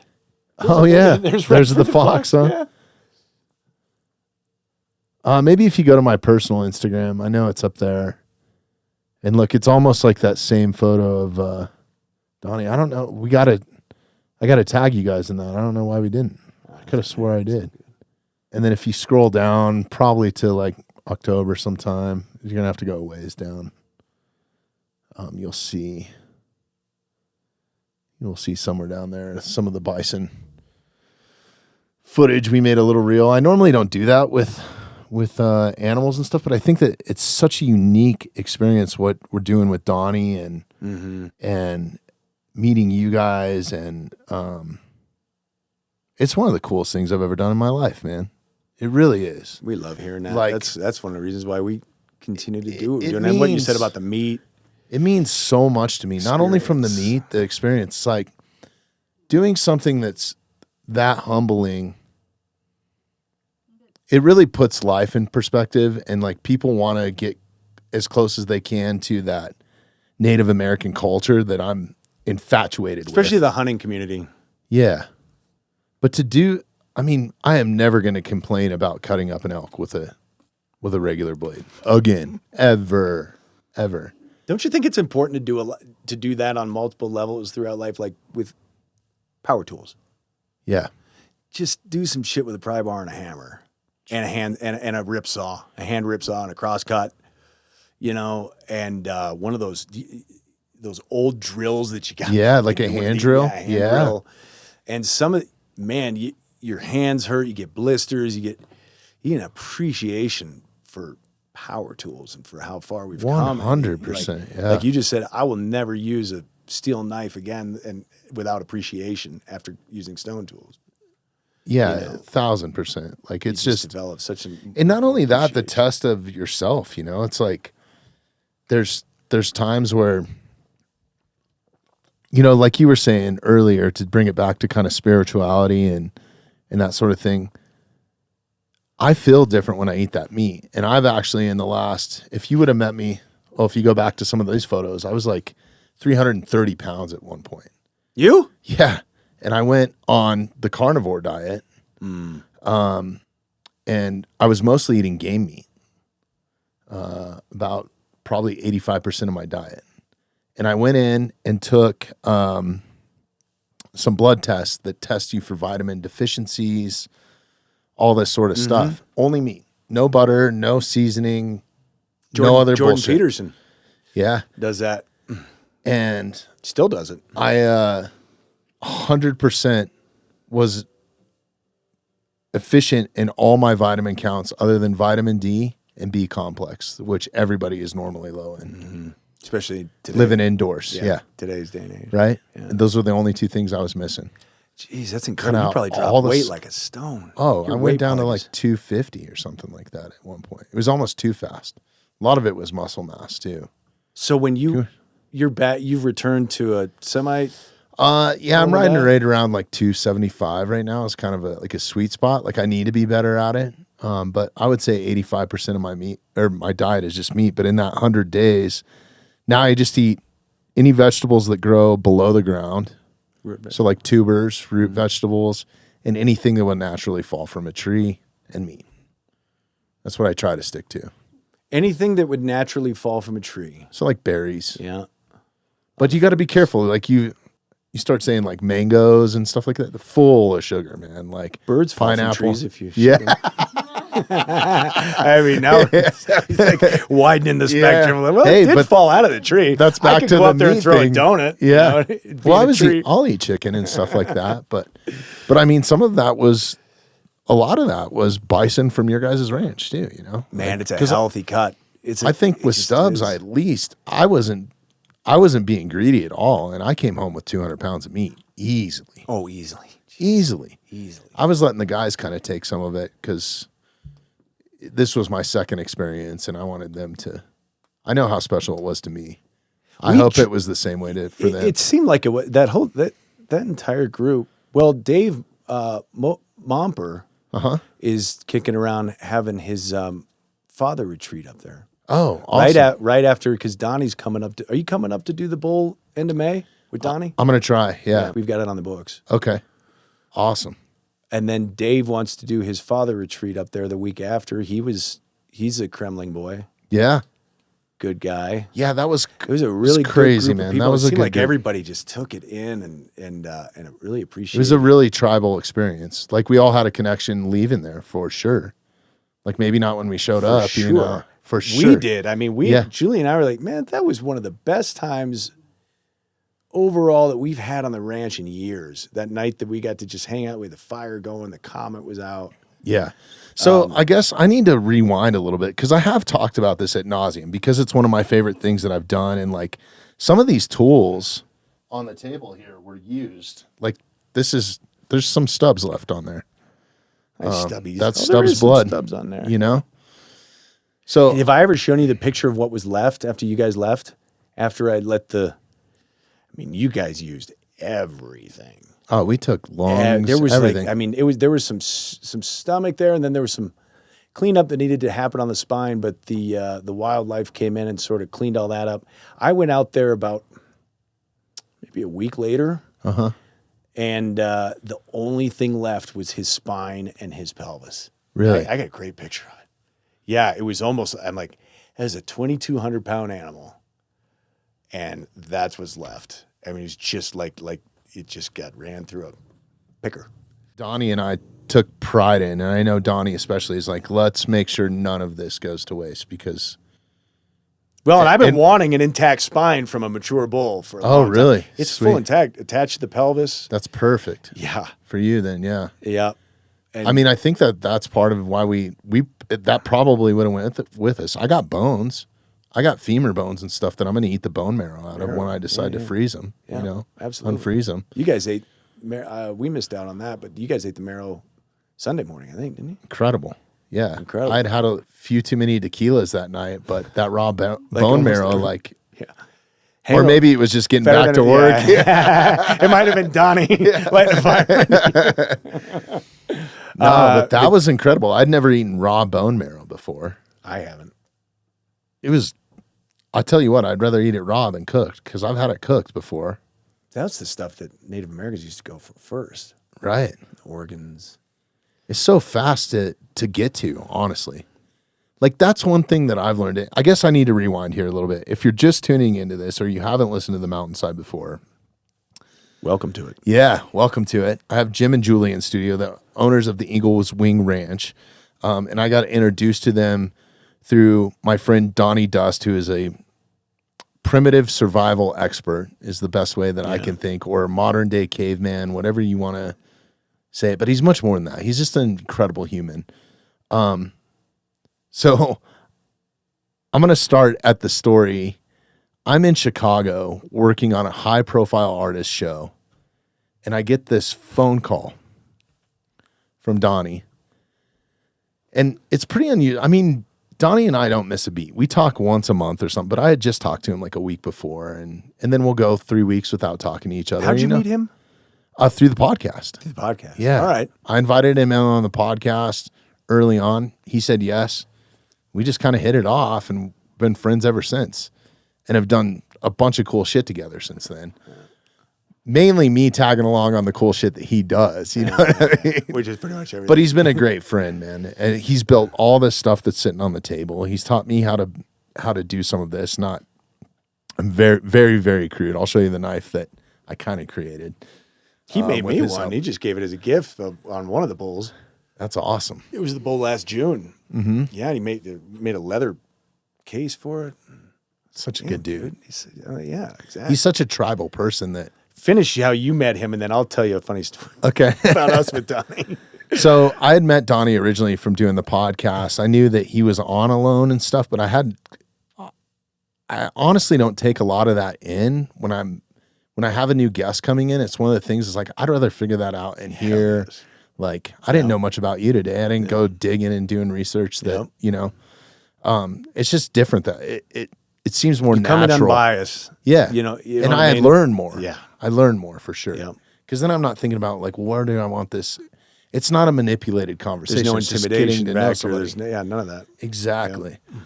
So anyways, I had reached out to Donnie. I met Donnie the same way. We just hit it off. And then he had been on maybe 2 or 3 times since then. This was early on because we're coming up on 5 years. So this was definite year 1. And I've at least had him on once or twice a year since that. So maybe 8 times or something.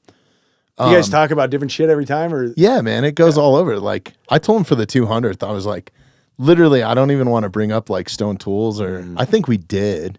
Yeah, But- it was pretty good though. I mean, he We was just more kinda like hung out. Yeah, exactly. Yeah. We were just being dudes, and Yeah. he had Shooting a the lot of shit. good questions for you. You know, you got into your music, your music background, and stage management, production. Yeah. You know, It was fun, cool. man. Yeah. I learned a lot about you by listening to that podcast. There was I nobody didn't learn better anything to- about Donnie that I didn't know. You know? Nobody better to bring in the 200th with, you know. That was a special one for his me story about cutting his toe and walking back and bumping into those people with the loincloth on. Oh, and, God. and he's bleeding. And he's like, how are you guys doing? Yeah. There's some great fishing up that direction. too. Yeah, you got to listen to it. Sasquatch comes out of the woods with a loincloth on. Those people were And- probably seriously disturbed. He's a guy that every time I hang out with him, he has a new story, and it is not bullshit, course. man. Like, he's got so many stories. I'm always like, and it's weird. He can almost catalog. Maybe it's the time that he's spent in the CIA or whatever. He can catalog what he's told you and what he hasn't. You know what I mean? Sure. Like, Yeah. so you're always getting a new story. Yeah. But man, just one of the most That's a generous, selfless, just Humble. fucking humble, amazing dude, and he's got every reason to be the opposite.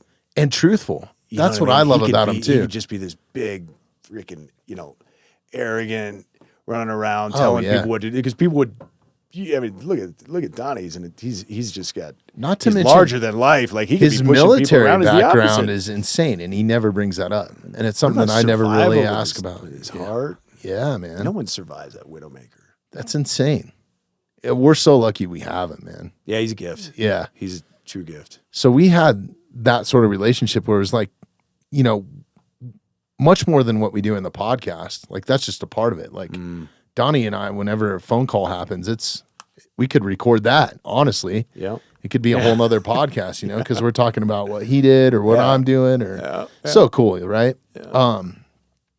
But anyways, I'm in Chicago on a job. He's like, "Hey, brother, how's it going?" I was like, "Going pretty good." He's like, "I got a rare opportunity for you." And I was like, "Donnie Dust has got a rare opportunity for me." I'm like, "Okay, shoot, do what is it?" tell. And he's like, "Well, I need some muscle, and it's this rare opportunity. It's an archaeologist is doing an experiment. It's kind of like, it's going to be on a bison. I'd love to have you be a part of it." And I go, "I'm coming." Yeah. I think is what I said. And I was all like, right. "Let me call you back in 5 minutes." So I go up to like these production people, and they have no idea. Like bow hunting is just foreign to them. They can't understand like some of the people that I work with. Like they just grew up inner city, or they grew up in California at a Steaks beach, come from and Safeway. like, yeah, they just don't comprehend why anybody would want to go do that. Like their idea of fun is going to Disneyland or whatever it is, right? Like, and so anyways, I go up to them. I was like, "Listen, this is a once in a lifetime opportunity. I don't know if this is ever going to come up again, but I just got invited on an archaeological experiment through CU Boulder to go to this bison ranch and use stone tools." And they're like, "You're going to go hunt a bison with stone tools?" And at the time, I thought, because it was real quick, like Donnie didn't have a whole lot of time. I didn't have a whole lot of time to sit down and get all the details. He just kind of gave me the dates and times. And so this whole time, this is running in my head. I was like, man, I don't know if this is a good idea. Because I thought we were going to the ranch to like atlatl a bison that was living like in a pen or something. I had no idea. I was like, this could get wild, right? And it's stone tools. He explained to me it's stone tools only. But then the moment that I drove onto the ranch and met you guys, it was just anything that I had worked up in my mind was Out the window. totally different. Yeah. And it was I was so blown away, and I was so emotionally moved that morning when you guys put that first bison down, the 1,600 pounder that we did. yeah, You have a name? The first one you did Because they did one prior to that, right? Because my buddy, I was so busy that day. Wasn't that the one that my friend, my buddy Mike Piscini was up there, tall, thin guy? No, it was just me, Devin, his wife, Donnie and Marissa. Donnie and Marissa, and John. And, And mosquitoes me. were awful. And that was, yeah. Yeah. Yeah, no, he didn't. It was the first time you guys had done it in the grass right there. Yep. Yeah. Yep. I actually have a photo of that. If you go back to my Instagram and scroll Typically, down a little those bit? younger ones, to be honest, we haven't named them because It's not a herd bull or something. not a herd animal, and all of our names are earned. You either do something or you look like someone that we know. Like we've got Beyonce. Carol Burnett is out there. Carol Burnett is an old cow, and if you saw her, you'd be like, "Holy shit, it's Carol Burnett! It's a buffalo!" That's awesome. We've got Lena Horne is out there. yeah. Who else do we have? Yeah, Prima. But I mean that are look like people. All of our mature bulls are named. Obviously, we had Stubbs. Yeah. Stubbs was just a compact, 100% plains looking bull. He's just stubby looking, you know? And Yeah. he was a little bowling ball when he was a calf. We're like, man, that is a stubby bull. And then he's like, oh, there's that stubby one. Stubbs. The other ones are Chip, Grizz, Randy, Friendly. Randy. And RJ, which is Okay. RJ is Reggie Jr. His dad was Reggie. Okay. Reggie was a pimp. Oh yeah. Yeah, Reggie would always get Just like getting down. man, it'd be like 40 below and ground blizzard, and you know everybody's just caked in snow and shit. Reggie looks like he got out of the salon. And he's just like, "What's up, people? What's up, party people? It ain't cold." That's hilarious. We called him Reggie Valentine because we hauled him. We bought him on and hauled him to the ranch on Valentine's Day. Reggie Valentine. Nice. Yeah. So his son is RJ, Reggie Jr. Okay. Yeah. Yeah, I guess with 350, you're not coming up with 350 names, right? It's just It just if it happens, it happens. You know, Right. We had a bull we named Seabass. he was always jumping over the fences. So we're like, yeah, that bull over there is Seabass. Yes, it is. yeah. So I had yeah. never butchered a bison before that day. Oh, shit, that's him right there. Is that Stubbs? No. Okay, that might be sea bass. Yeah, this is the video. We'll watch this real quick and then we'll. This was good. Did I send this to you, Jules? Bobby's video?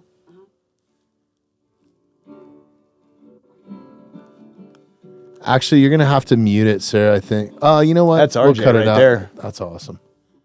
I think we'll be all right. I don't know if we'll get copyrighted for the music. Did I tell you about RJ and Stubbs when I dropped Stubbs?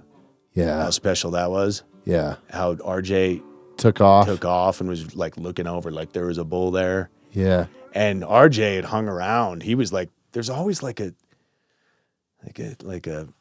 chaperone or a shaman or anything. But if you're gonna go out and do that, there's usually one that will accompany the other, like they know, you know. Really? Just hang out with him, you know. So you think he ran off with like his spirit, maybe? Absolutely, 100%. Really? You know, Julie's the one that really picked up on it. She's like, I swear to God, because Stubbs expired and RJ was just hanging out. He was eating the rest of the cookies, you know, that I'd thrown out, sort of, you know, get him, you want to get him to hold still.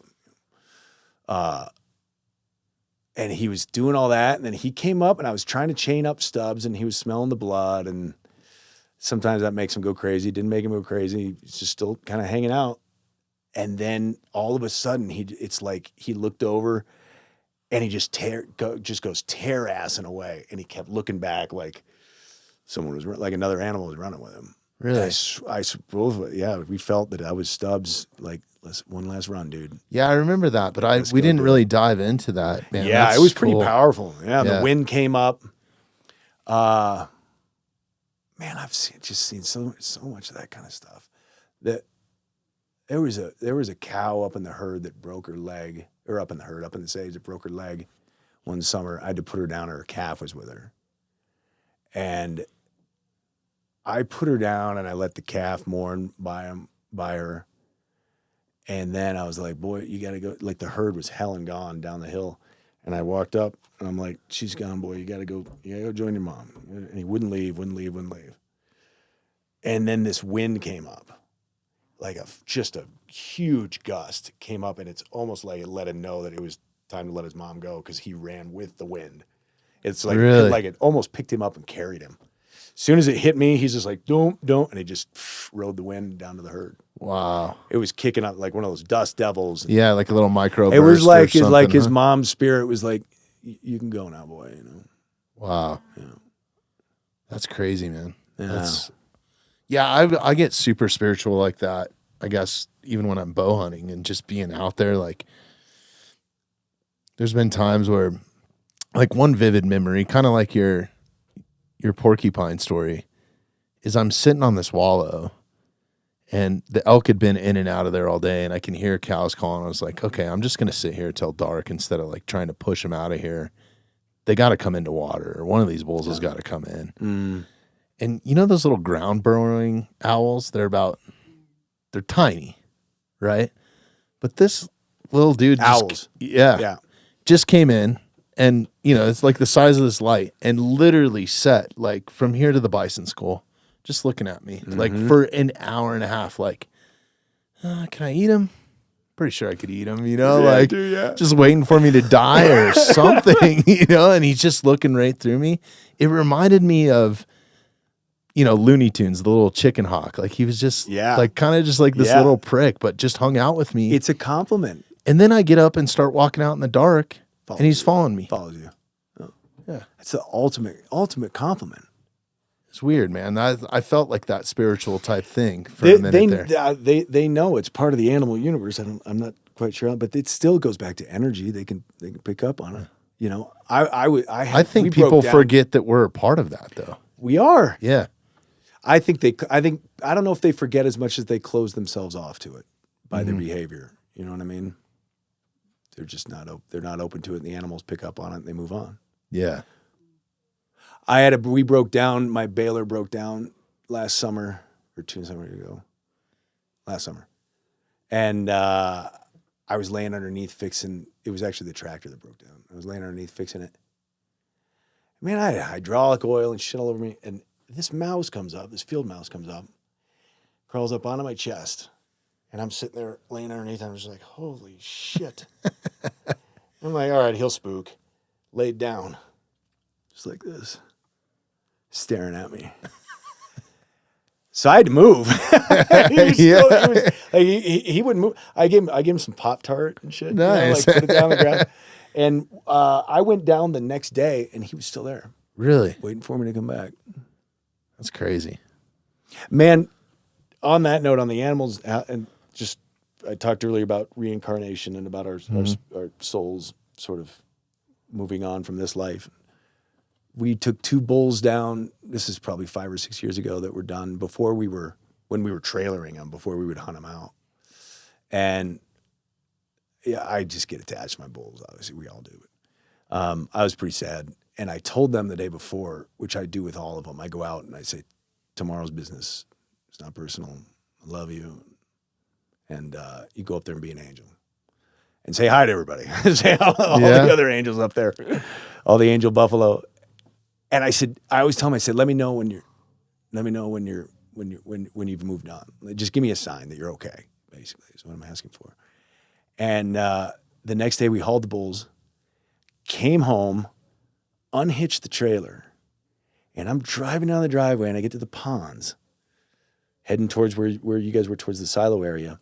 I swear to God, dude, 2 bald eagles buzzed my truck, and it was so close I could see the eye of the eagle made contact with me through the windshield. Really? Bald. 2 of them. 2 bulls. I said, let me know you're okay. They may as well landed on my windshield. Wow. That's pretty cool. Powerful animal. It's very cool. It's very cool.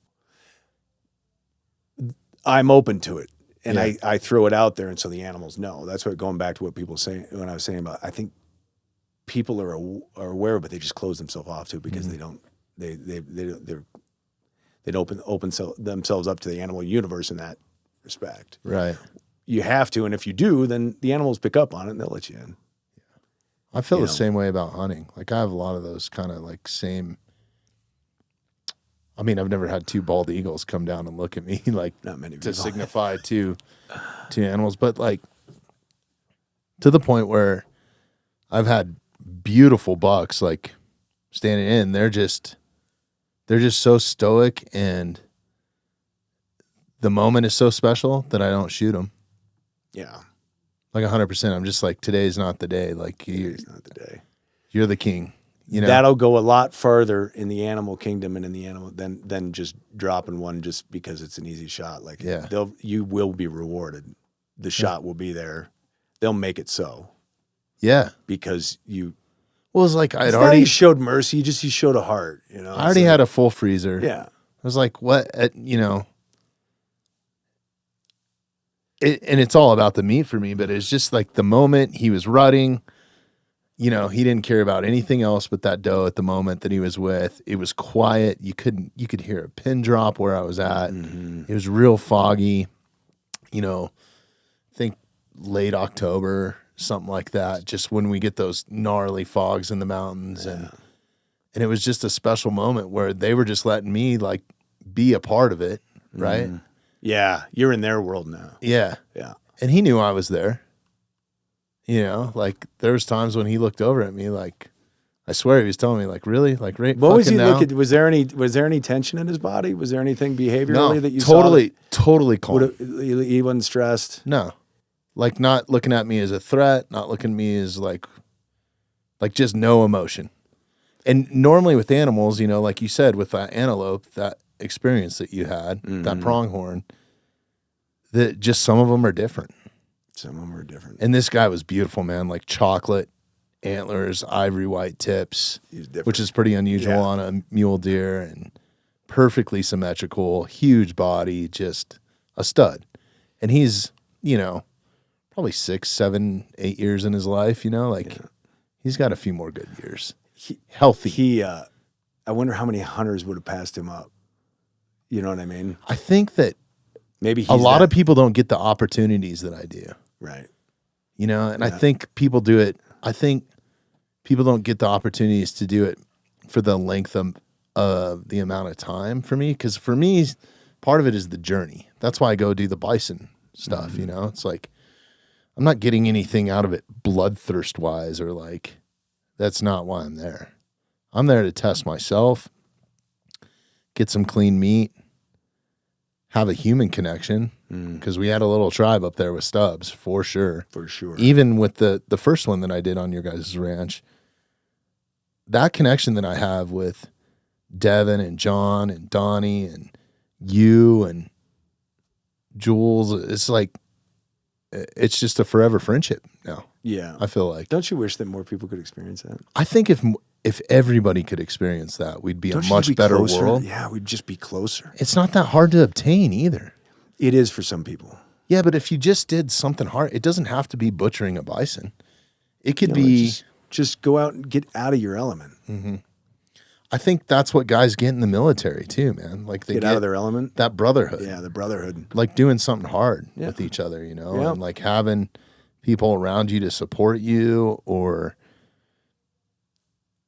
I think humans need humans just as much as they need love, right? Because it's another human that gives you back love. It's just how you treat other people, man. It's like, and I feel like we've lost. Right. We've lost we've lost a lot of respect for that, because in the past, if you were disrespected, you could kill somebody and it was acceptable, right? That guy drank my whiskey at the bar. We're going to go have a gunfight in the street now. Shoot him. Right? I mean, even up until,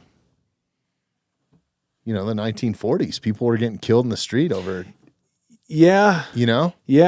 stealing somebody's business or something like that. It's now probably it's a good thing that we've moved on from that. I agree. But we're getting. You said that humans need other humans. We need that connection. We need that sort of that relationship, that feedback in our lives. And I agree with you. I think we're getting pushed in the opposite direction right now. We're getting pushed away from each other. Mm-hmm. All you need is this. A little bit of food, and they're even bringing that to your fucking door now. If you don't want to, you don't have to even leave your house anymore. And so the need to connect with other people, there's an absence now. It's totally fractured. Yeah, and I guess let me rephrase that a little bit. There's a need to connect with other people to help provide something for the greater good. You got to be aware that there's a greater good first. Right. You know what I mean? And that's being lost.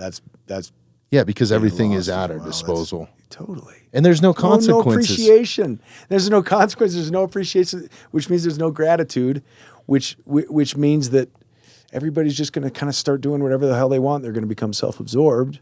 Yeah. And that leads to a whole shitload of narcissistic behavior that never ends well. We're trending in that direction. Mm-hmm. And I think it's important to like know your neighbors, know people that live around you, like right? have that sort of support because, well, I mean, look at like Asheville, North Carolina and everything that happened there with the floods and stuff like that. And there's plenty of people that live around me now because this has turned into kind of suburbia where they just don't like come out of their homes. They don't talk to you. Like you pass them, they're walking their dog. I'll wave at them. They don't wave back. It's like, maybe it's just because they grew up in an inner city environment and that feels uncomfortable, right? Because then in that environment, if somebody's like sizing you up or paying attention to you, maybe you might not want it because it could be a bad person, right? So like, but I think it's important, especially if you're living in a rural area, which this isn't very rural, but just anywhere. I think it's important to know your neighbors. Like, you never know when they can help you. Well, and you never know when you're going to need help. Yeah. That's the thing is just always, especially up there, as tough as the conditions are, the winters and whatnot, like we all lean on each other at some point. Yeah. And you just sort of get in the habit of checking in with each other. And man, I like that. Yeah, I do too. Anytime I get a chance to help a neighbor, it makes me feel good. They need help, makes me feel good. And, it makes me feel alive. Yeah. Alive, 100%. I think that's one thing that I get. Getting that regularly, helping each other out and everything, whether you realize it or not, it's going to be chipping away at your altruistic nature as a human being, which I think we all have. Yeah. I think it just gets distorted and it does. White noised out. Can I tell you a secret? Well, it's not going to be a secret after Tell this. me. That's kind of the philosophy or the backbone or the structure of the podcast is to like have a true human connection with somebody and be able to show people that you can and you don't need, I mean, even though we have all this technology to produce it and that's how they're taking it in, you don't need any of that. No, we've proven that already. Yeah. I mean, we're both here, look where our relationship started up there. Yeah. It's just sort of segued down this direction, but the foundation of our relationship was up where we're both in our element. Yeah. I mean, just to hear you, I don't even know if the mics were on when you told me, but how special it was to have them, to get the meat, to enjoy the meat. We were talking about the flavor of the meat. Yeah, it was a little tough, but it was still edible, right? Yeah, of course. And man, that's all. Just seeing you light up about that experience, man, that's why we do it. It's so cool. We love raising the animal and everything, man, I'm going to brag a little bit, but I have to because our meat is fucking awesome. It's incredible. It's incredible. Julie made a flank steak the other night. Inside skirt. It was one of the best cuts. Like I kept telling him, like, God, this is so good. I like every now and again. And it's a flank steak. Yeah, it's a flank steak. And I'm eating it every now and again. I'm like, we have a damn good product. Like, and we did our research. We've worked hard to make it that way. It wasn't always like that. But to hear people talk about how much they enjoy our meat and our product and like it's just that makes it all. That's why we do it. It's my favorite thing in my freezer. Like it's like to the point rewarding that I'm rationing it.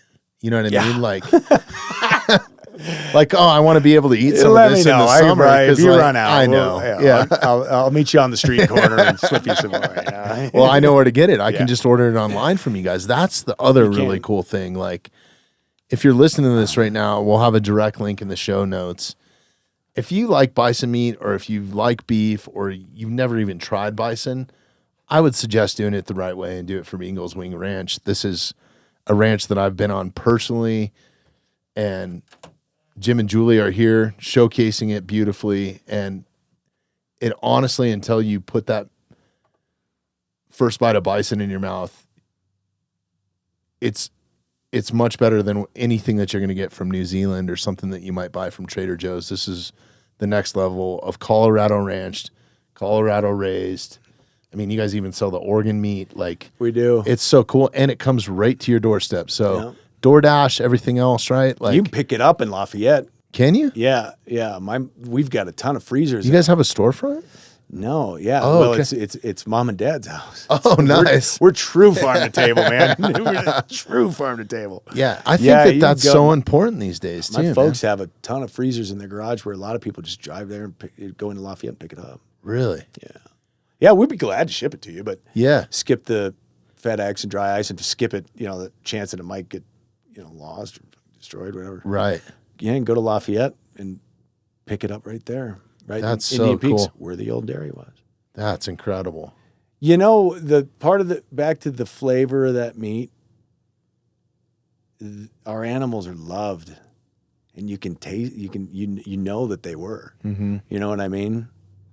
Put one of our cuts next to a feedlot raised animal where they're just a number, and they're trough fed and they're standing which is, feedlots are part of the demand for meat is so huge. Mm-hmm.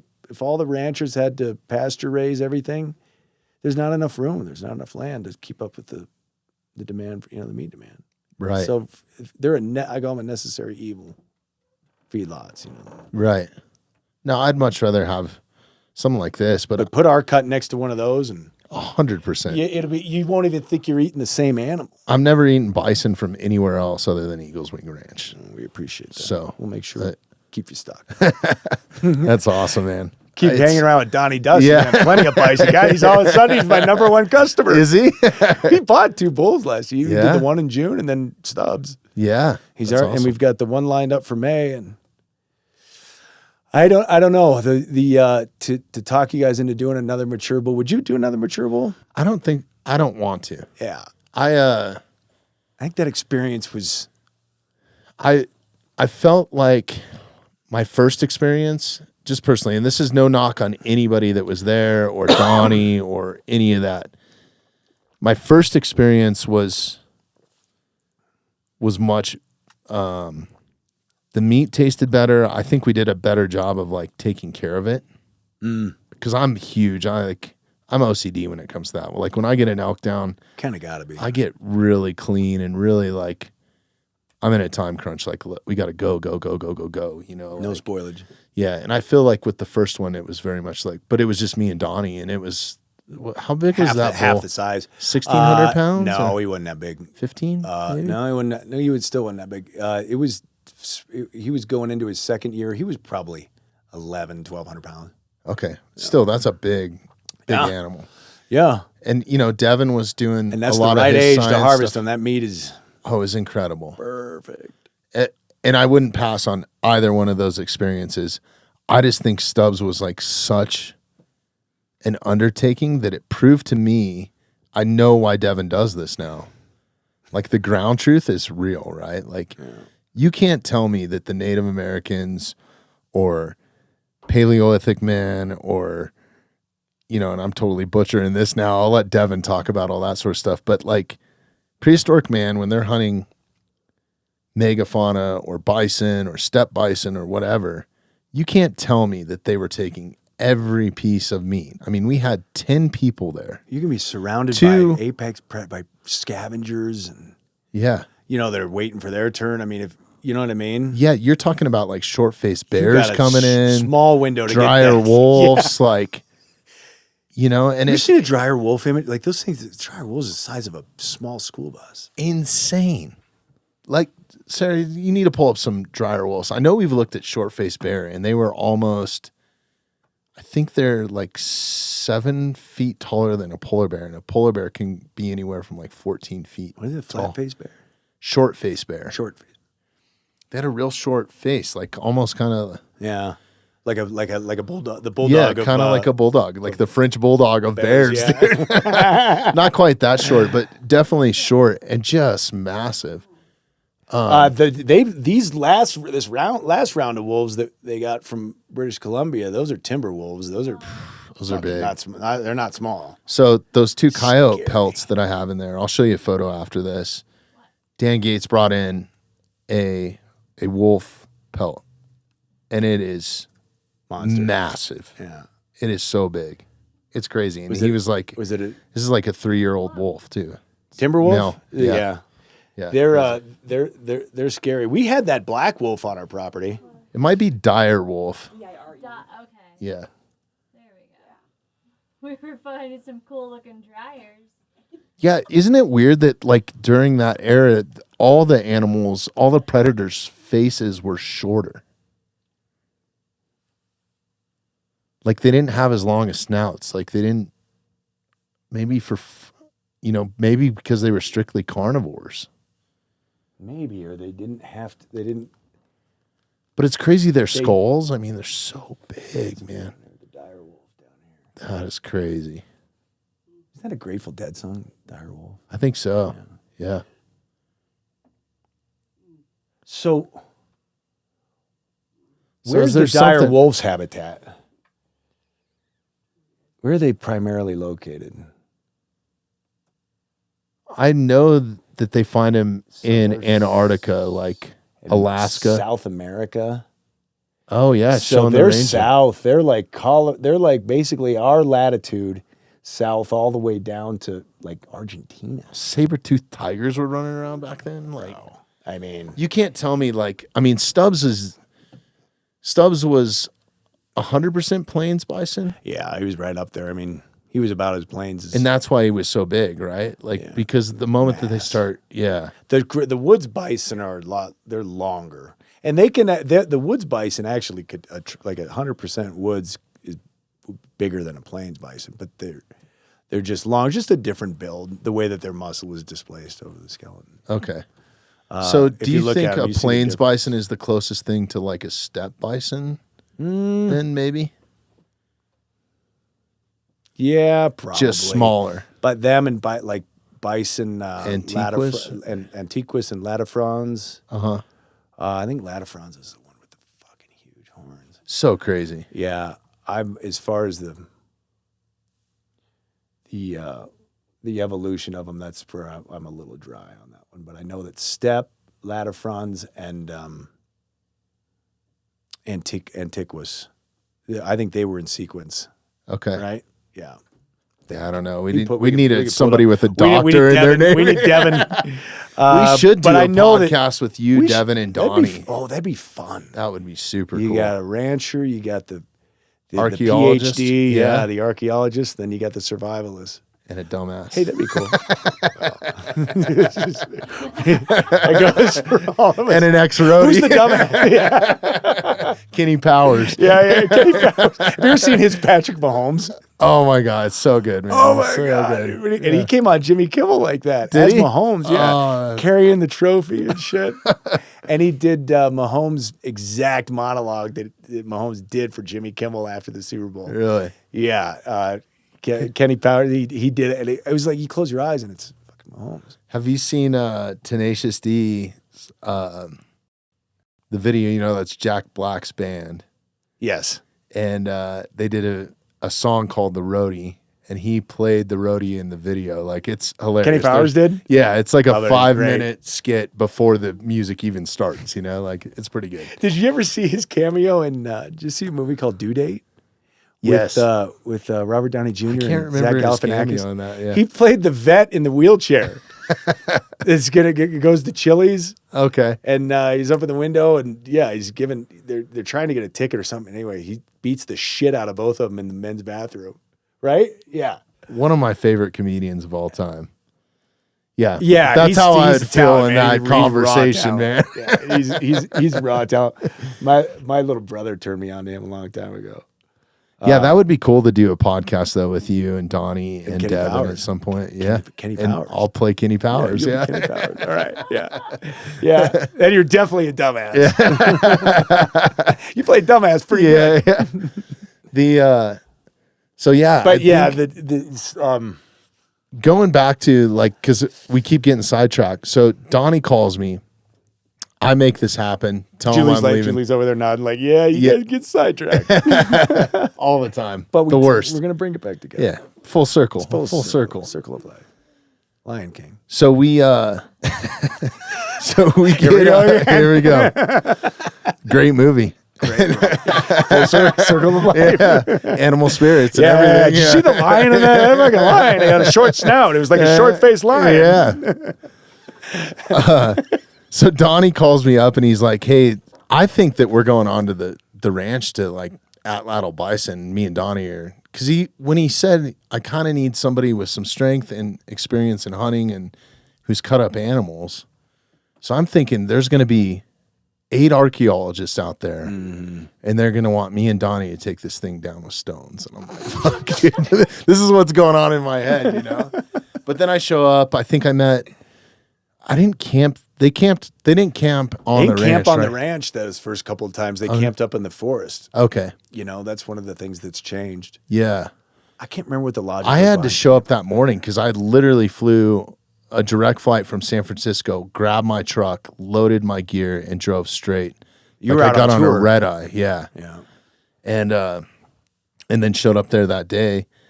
And just the way that you guys handled everything with putting that bison down, bringing him over, and then the moment of silence, you told us a little bit about his life. That was so cool to me, man. Like that, please don't ever stop doing that, man, because that was so cool. And then even with Stubbs, I think that's what everybody there that was on that Stubbs experience or that bison butcher experience, that'll probably be the most memorable thing to them, like that moment of silence. Was there Everybody's anybody- watching up, like touching it. I think you grabbed a little bit of Stubbs's hide, Yeah. you know, to put on the His wall hair, or yeah. something. Or Yeah, his we hair. got his hair, yeah. And yeah, it's just cool, man. It means a lot to me that it's done that way. And that's we don't script it like that. That's just how we live. Like we're those There's ranchers. no film crews We're out there or no, anything. And we're the ranchers that sit down, regardless if it's our meat or somebody else's meat or eggs or whatever. We always say, "Thank you, chickies. Thank you, buffies. Thank you, thank you, ranchers. Thank you." We're always just we're eternally grateful for what the animals do for us. I think it directly translates into. I'm glad that people see that. Yeah, We're not trying to put on a show, is what I'm saying. We're like, No. super grateful on one hand, and then like turn around and be the opposite. No, it when people aren't just around, really portrays we truly care. you guys as individuals and how much you care and how much these animals mean, because I think that's a misconception when it comes to people that are anti-meat and anti-farming and ranching. They think that it's animal cruelty. Same with like rodeo, right? Like but if you've been around it, Yeah, it's really not. Those animals are treated pretty damn well, like, and have much more care than sometimes the cowboys do, right? Or the cowgirls in that, right? Remember when PETA wanted to eliminate mascots, college mascots? There was a movement to Are you get serious? rid of all the animal mascots. And like Ralphie, Yeah. see you. That buffalo gets treated better than most humans I know. Right. Eats better than most humans I know. Like it's more interaction with people than most humans. Like that is a well treated animal. Yeah. You know what I mean? That's so and most cool. of the college mascots are. Yeah. But there's some, like you were saying, there's Well, I think when anybody that manages animals or handles animals or raises animals, or hunts them butchers even. animals, hunts animals, especially hunting. They think that it's like a bloodthirst thing, and 90% of the hunters that I know and that we have in here, it's a deeper connection yeah, than just going out and killing we get something. it because we get it. Yeah.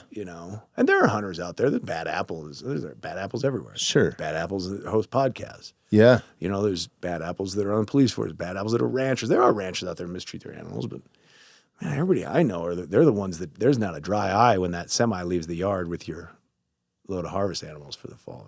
Yeah, especially with you guys. I think. Yeah. Yeah, we get attached almost to a fault, but we're not going to change. So Right. we are, we're the sensitive ranchers. We Yeah. love our critters, especially the ones that have names. But it's kind of cool because as much as you're giving them life, they're giving you life in Exactly, return. and that's where it is. That's where So it's kind of like that full circle, that true connection with nature, and especially where you guys are at. Like it is such a beautiful, breathtaking. You're really surrounded by mountains, 360 degrees when you go into that we're valley. the basin, yeah. we're the basin. And there's something about that space too. Like it just feels like, I'm sure there's been a lot more that's gone on your property than just ranching. You know what I mean? Like it's just it's a special spot. That valley is cool. It is. North Park is still relatively unscathed. Yeah. I mean, we saw we've been down the people we bought the place from, the Chedseys, they moved. They retained some acreage. They still have a couple hundred acres just down that county road. We've gone down to see them, and I look at pictures that they've got from that place, and back in the day, and it looks exactly the same. Does it? Yeah, the That's landscape, awesome. everything. Yeah, the floor. That's really cool. Yeah, it looks the same. So try to keep it that way. One of the cool things about North Park is it is tough country, so it weeds out a lot of people just by being fucking 8 months of winter, 7 Right. months of winter. Yeah, You'll weed out some unwanteds sure. strictly by the climate. Yeah, that's. I don't think people realize it's almost like you're Anybody that's out stepping there in- wants to be. They want to be up there. They're doing Yeah. something. Right. Not just like fucking subdividing acreage and trying to sell lots and shit. Right. You're not going to build a Turn it into subdivision up there. Stapleton, Yeah. No, have fun The trying. plows would be too busy. Right, yeah. There's not enough snow plows in the We'll find country you in to the do spring that. when you thaw out. Yeah. But So yeah, what- it's totally a special place. We can't get enough of it. I love it up there, man. It's got a special spot in my heart. From your experience, like, how did Devin get a hold of you, and how did this all kind of come full circle? Is it because of your affiliation with CU and the time that you spent there and him? No, he Teaching cold there? called me. Really? He told me he was calling ranchers in Colorado, to Bison ranchers in Colorado, to try to do what he was doing with his project. He had the funding and everything in place. He said I was the only one that called him back. Really? Yep. And I called him right back. I'm like, that sounds kind of fucking cool. I'm into it. And then once he explained it to me, I'm like, yeah. I said, I just told him, I said, you got your funding in place? And he said, yeah, we're ready to go. He's like, I can't find a buffalo. I said, I'll do it for you. That was it. That's awesome. Yep. And then we did that one. I think that was 2022. We did that one, did another one after that. And then it was the second one that Donnie came up to me. Like, I got this idea. I want to do the stone tool bison butchering class. But I'm not sure, if you'd be in it. I'm thinking about my camp and stuff. I'm like, absolutely. At this point, I had no idea who Donnie Duss was. Neither of us did. Okay. Because I'm with you. I don't research really anybody. I don't meet someone and go home and like, Google who this was. I like to find out myself. Yeah. It puts all like bias, prejudice, all that shit aside, and you just get to know somebody without any preconceived notions of where they've been, whether who they are. You just get all that through your own reserves. He was the same way. I'm like, he was larger than life, and I'm like, all I knew was he was a butcher. Devin was like, yeah, we got a guy coming up. He's a good butcher. And so he came up to me about the stone tool butchering thing. And I'm like, yeah, of course, man. Let's do it. It sounds cool. I still didn't really research him. And then a friend of mine last year, before the one in June, I was trying to get him to come up. I'm like, this guy's pretty cool. Like this, he's going to come up and do some stone tool butchering class on Bison, and you should come up and join it. He's like, who is he again? Like, his name's Donnie Dust. I was, it was all through text. He is a researcher, I guess. He wrote me back. He's like, this guy's kind of a big deal, right? I'm like, Donnie? How so? He's like, well, he was on the show alone. I'm like, so I pull up Donnie Dust, and it's just a litany of shit that he's done. Books I and told TV Julie, I'm like, shows and- this guy Donnie Dust, who, it's Donnie. Like, I've already known him for a couple years, just through Devin and through the, the butchering of the buffalo up there. And I told Julie, I'm like, this guy Donnie's kind of the real, he's the real deal. So we ended up watching his alone and then watching his YouTubes, and it was weird because the next time I saw him, it's still Donnie, but I'm like, he's kind of a celebrity Donnie now. That's awesome. But we got to take a pause real quick. If you're not checking out the Mountainside Podcast on YouTube, you absolutely should be. If you like the content that we create here and you want to help support the podcast, please take a moment, subscribe to us on YouTube, and hit that notification bell. You might recognize him. Yeah, that's Scott. oh yeah, dude, I just don't know the name. Look at what he signs there. He signs Kill 'Em All. This guy is Kill them all, yeah. You got to watch. Rock and roll. Do you guys have Amazon Prime? So he won the cup then with he wasn't with Sakic and company. Yes. He was? Yep. Like Forsberg. Forsberg and him are buddy. Lemieux. He was their enforcer. And Jeez, dude. he Is the enforcer the guy that beats everybody else up? yeah. Patrick Waugh. Yep. Oh, shit. Yep. Yeah. So anyways, he's got an awesome nonprofit. Like they're really like he's not taking much money in, he's spending a lot of his own money on these guys. And That's a nonprofit. like my buddy Bo that I had in, go listen to the episode Scott did an episode with us. And then my buddy Bo came up here. He's a former SEAL, double amputee, and he came up those stairs on his fucking hands, dude, and crawled in here and did a podcast with me. Yeah. Take no prisoners, that dude. Yeah. Yeah. Fucking awesome Real guy. fucking deal. Yeah. Really? Yeah. Pretty And, special. what happened to him? Stepped on an ID. 90. Yeah. I have 3 friends that are double amputees from that. They probably got a pretty unique perspective. Right? Badass people. Yeah. Caleb, I'll introduce you to Caleb too. He owns a archery shop in Arizona, Tucson, called Stick Sniper. He was an Army Ranger. Might have been soft too, but Does he do some javelina hunting down there? he does it all, dude. He goes and kills elk, and he's on prosthetics, dude. He can jump. Really? He can jump rope 1-footed on prosthetics. The guy's a savage. Holy shit. Like just does not quit. Yeah. Yeah, I mean, you kind of can't. Yeah. Bo with no legs from Parker's platoon. He's got his own nonprofit.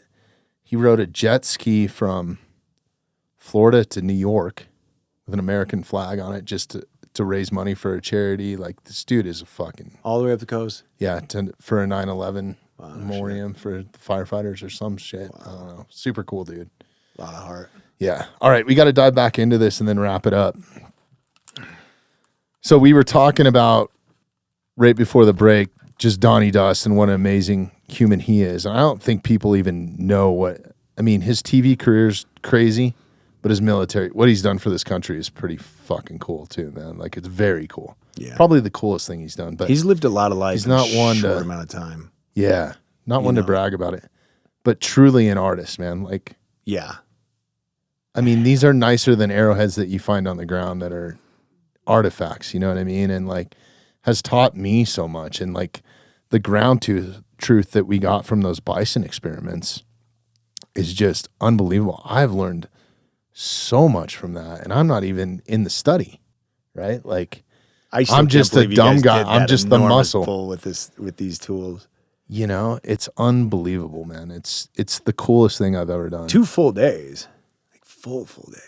Yeah, And with Sunday was a full day too, wasn't it? Or was I had Sunday- to leave at noon because I had to go pick up my daughter because we were doing that out fence. Donnie came down and saw us to say goodbye, and it was later in the afternoon. Oh, I'm sure. I mean, we still had. I think we got all like the major, like all 4 quarters, the back straps for sure. The back straps. Did I ever show you any of the photos of the back strap? No, I've seen them. It was like a They're freaking anaconda, Yeah, man. yeah, Like, that's a good way to put it. it got so heavy because you know how you have one person pull on it and you can cut, but if you're doing an elk, you can do it yourself or a mule deer. You know what I mean? No, so I got 2 hands on this thing and I'm holding tension because the last thing you want to do is start cutting into that. Like you want to get all of that back strap out intact as possible. And it got so heavy and was taking so long with the stone that I can't remember. It might have been Mason or one of those kids that was cutting it up or Dave. And I was just like, dude, we got to whack this thing in half. I can't hold this hold up it anymore. anymore. My arms were like cramping and it was just literally probably 100-pound backstrap. Yeah. Anyways, Huge. man, when you're trying to hold a leg up, like his hooves, just his hooves are this big. So It's massive. a monster animal. Man, we were out there feeding those mature bulls the other day, and we can get right up on them. I took a great video the other morning of Chip. That I'll have to send you. If I could I just want to show you this real quick. You'll love this. Chip is right here. Right here. So this is just the other morning. Oh my God. I'm right in front of him. You can see my shadow. You got to show that to Sarah. Holy smokes. Yeah, dude. Look at the hump on him, dude. Yeah. That is He's crazy. chowing away. Wow, that's so cool. I love that boy. Throw it on this camera real quick too, so we can get it. I Just can hold your send it- phone I up can to s- that camera. Oh, here. We could see it pretty good. But Okay, yeah. you got it. Yeah, we got it. So I'm kneeling right in front of him. You can see my shadow. Oh yeah. Yeah. They're such a majestic animal. Oh, I mean, yeah. And this guy Chip, he is the most adorable big buffalo bull that I think I've ever seen. Like his face, he's adorable. As adorable as an animal that big can be. You know? Right. It's like it's odd to call him that. Like, oh, he's so cute, but he really is. Like you see him, like he's fucking adorable. You know, he just looks like a little chipmunk. Yeah, You know, so we call him Chip. that's awesome. His dad, he's got a son out there now that we call Rocky. We just turned Rocky out, so he's got a boy out there now, and they're always tossing and butting heads. So, how long have you guys been at this? At the wing? 2007. Wow, so you guys are coming up on 20 years. We are. That's got to be pretty wild, huh? We bought that place 60 days after seeing it. You just knew. We just knew. My mom and dad went up and saw it, and then my dad and I saw it shortly after that. We saw it end of September. We closed in November. And brought the first buffalo in October 2008. Yeah. That's pretty cool. And Bet you've learned a lot, Brought a huh? whole lot of cattle smarts into them, which didn't work. We said we did our we built our working facility just kind of based off of some cattle knowledge and some stuff that guys in the bison business told us. I was telling you earlier, man, we tore half of that down because we started running buffalo through it, and Mm-hmm. they're quick to tell you what they don't like. You know, they just either stop, won't go anywhere. They'll turn around and charge you. They're just not liking what you did. Wow. It's a total crapshoot. So we spent the next, I swear to God, man, we stopped making alterations to that working facility just a few years ago. Every year we get something right, but then something else wasn't right. And it's all with them when you're working them and around them and working them. You want to be quick, but not in a hurry. There's a fine line. You know what I mean? Because if you're in a hurry, you don't have your wits about you. You don't have your. If you're just being quick, you're being efficient. You know, and that's what they need. Because as soon as they start getting frustrated, something they don't like, where's my calf, this and this, they just start getting hypersensitive, and they get into that flight mode. You may as well just turn them back out and try And next year. In a way, correct me if I'm wrong, they're easier to raise than cattle because of like they're kind of self-sufficient once they are like in the field, like from predators and Yeah, a lot less susceptible to disease, all kinds of different stuff, right? Exactly. We laugh at in the industry. It's called they just thrive on neglect. You know, they just fucking let them be leave them alone. Let them be buffalo. Yeah. You know, they thrive on neglect. Which there's still livestock. There's times when you still have to manage them. But God, it's such a hands-off approach compared to cattle, especially got like dairy cattle that were always getting sick. Yeah, Milking them 3 times a day, pulling calves in the middle of the night. Just all the stuff that goes along with raising cattle because we've sort of bred the smarts out of cattle. I think that humans have. You know, they're just they need so much fucking help now. Whereas buffalo, so many vaccinations too, vaccinations, right? man, you're tagging them. You got to go out there. Like my neighbors, they'll calve, and you got to go out there and get a tag and some shots in the calf almost immediately. And you get the mom's going crazy, And they got to pull the calves, like yeah, right? you're pulling calves. Yeah, we were pulling when I was a kid. We pulled a lot of deer calves because you get the shoulder of the cow is here and the hip is up here. A dairy cow is structured to support an udder, the weight of an udder, not have calves. You know, so you got their hip is kind of up here to support the weight of the udder. So you're basically, if you're having a calf, you're kind of like, pulling them calf uphill. Yeah. So like a buffalo or wildlife, elk, deer, their shoulders here, their hip is down here. So like a buffalo will find an uphill slope when they need to calve. We call it calving corner. It's this nice steep slope with some sage on it up in the backside of the houses there. And they'll just go up there and face uphill, Let gravity do its thing. Wow. I've tried to pull a couple buffalo calves early on because I kind of thought that it was the way to do it, and both of them died. The cow died. Cows are Oh, really? usually if you're to the point where you try to pull one, that calf's already dead. You're just trying to Just save, because of save the stress. cow, Yeah.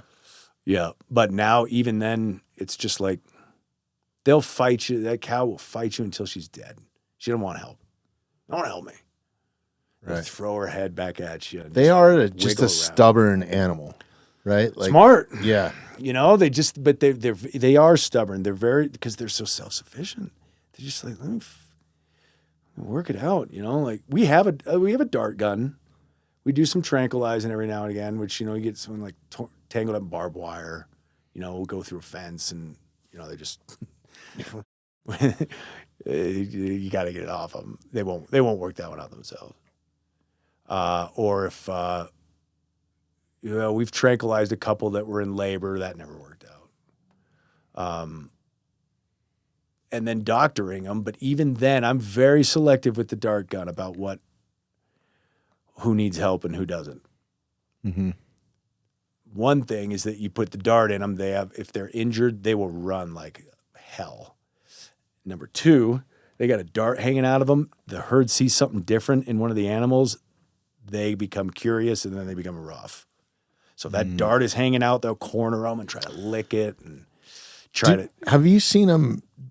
Do they still have the natural instincts to like herd up? Because I know that that's one thing that they used to do, and one reason why they're kind of built the way that they are, or I've read that they're kind of built with like broader shoulders, and their butts are typically narrower. They're kind of built like a triangle, so they would kind of circle themselves, and that way they could get even tighter to protect calves and stuff like that with that broad front. Yeah, they'll run like that.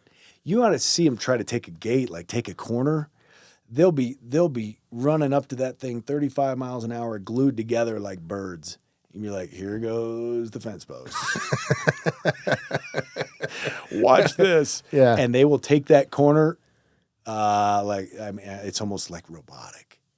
They won't even touch those fence posts. And Like they're a Tesla going around a corner. 16-foot opening, 20 pair will take that corner and won't even brush the post. They look like a brown cloud, you know. Wow. And when they do move, when they get going, they do move like birds. It's pretty cool. I'll show you another video off mic that you'll love of that very thing.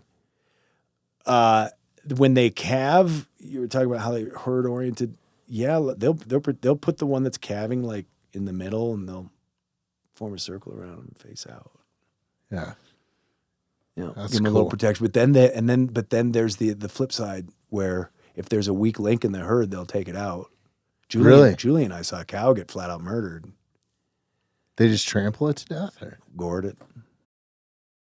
You know, we left a calf on the cow for the winter because the calf was too small to wean. It was a late calf. So if they're not around 230, 240 pounds, we'll leave them on mom for the winter. And that's what we did. And she came into the spring and she'd been nursing all winter. She's a little weak, and just not in very, calving condition like the rest of them were. And calving season was just around the corner. And I think they thought that she was wolf bait. Mm-hmm. So they chased her down and formed a circle around her and beat the shit out of her and killed her. wow. With the calf watching, which was rough. Yeah. But it's like, you guys aren't going to intervene at that point, right? Like, no, that's what Julie was saying. Is there anything we can do? I'm like, man, this is some buffalo shit. It kind of goes back to that survival of the fittest, man. Let 'em Like, do it. yeah. I don't know why they're doing it. I think I know, but obviously they don't want her in the herd, Yeah. So yeah, then there's that flip side. They'll take care of each other. Okay, you're having your baby. I'll look out for predators. And then, oh wait, you're a little thin, and I don't like you very much. Right. Yeah, here comes the horn. Yeah. So, Man, it's so that unique, shit's man. fun to watch, though. You guys, though, truly are unique. Jim and Julie, I love you both. Like, you guys almost feel like family to me. I know we haven't known each other that long, and it's been real honor and privilege to have you in here. We got to wrap it up so you can get back to the ranch.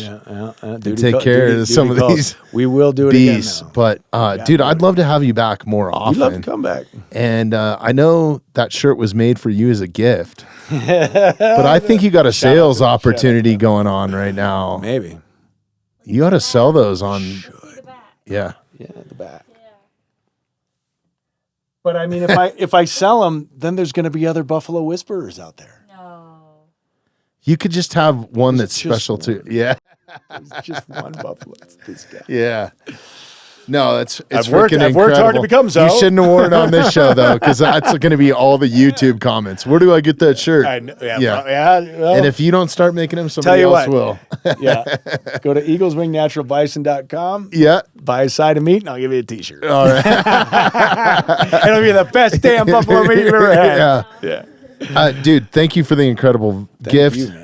Julie, thank you. You want to come give me a hug real quick? We got to get Jewel on. Gotta too. get Jules on. I got to do one with you. We're next doing it too, together so, next. all right. Thank you so much. Bobby Yeah, Marshall. I love you guys. Anything that you want to drop or plug? I mean, obviously, if you want good bison meat or the best bison ranch. EaglesWingNaturalBison.com. We were shipping to all 50 states, but we just sort of stopped doing that. It's primarily Colorado right now. Is it? Really? Yeah, Okay. but I don't want to discourage anybody. If you're out of state and you insist on getting some bison meat, just let us know. We'll figure out a way to get to you. Awesome. All right. Absolutely. But Colorado for sure. If you're interested in a skull, let me know. I got a bunch of skulls I got to move. You guys do robes too? We don't do any robes because we harvest in the fall, and the robes that you want are like those dead of winter robes, Right. Like the January, February kind of. I bet you could still sell them. Well, we don't harvest our own though. Oh, gotcha. Yeah. Double J Meat Packing does our Yep. processing for us.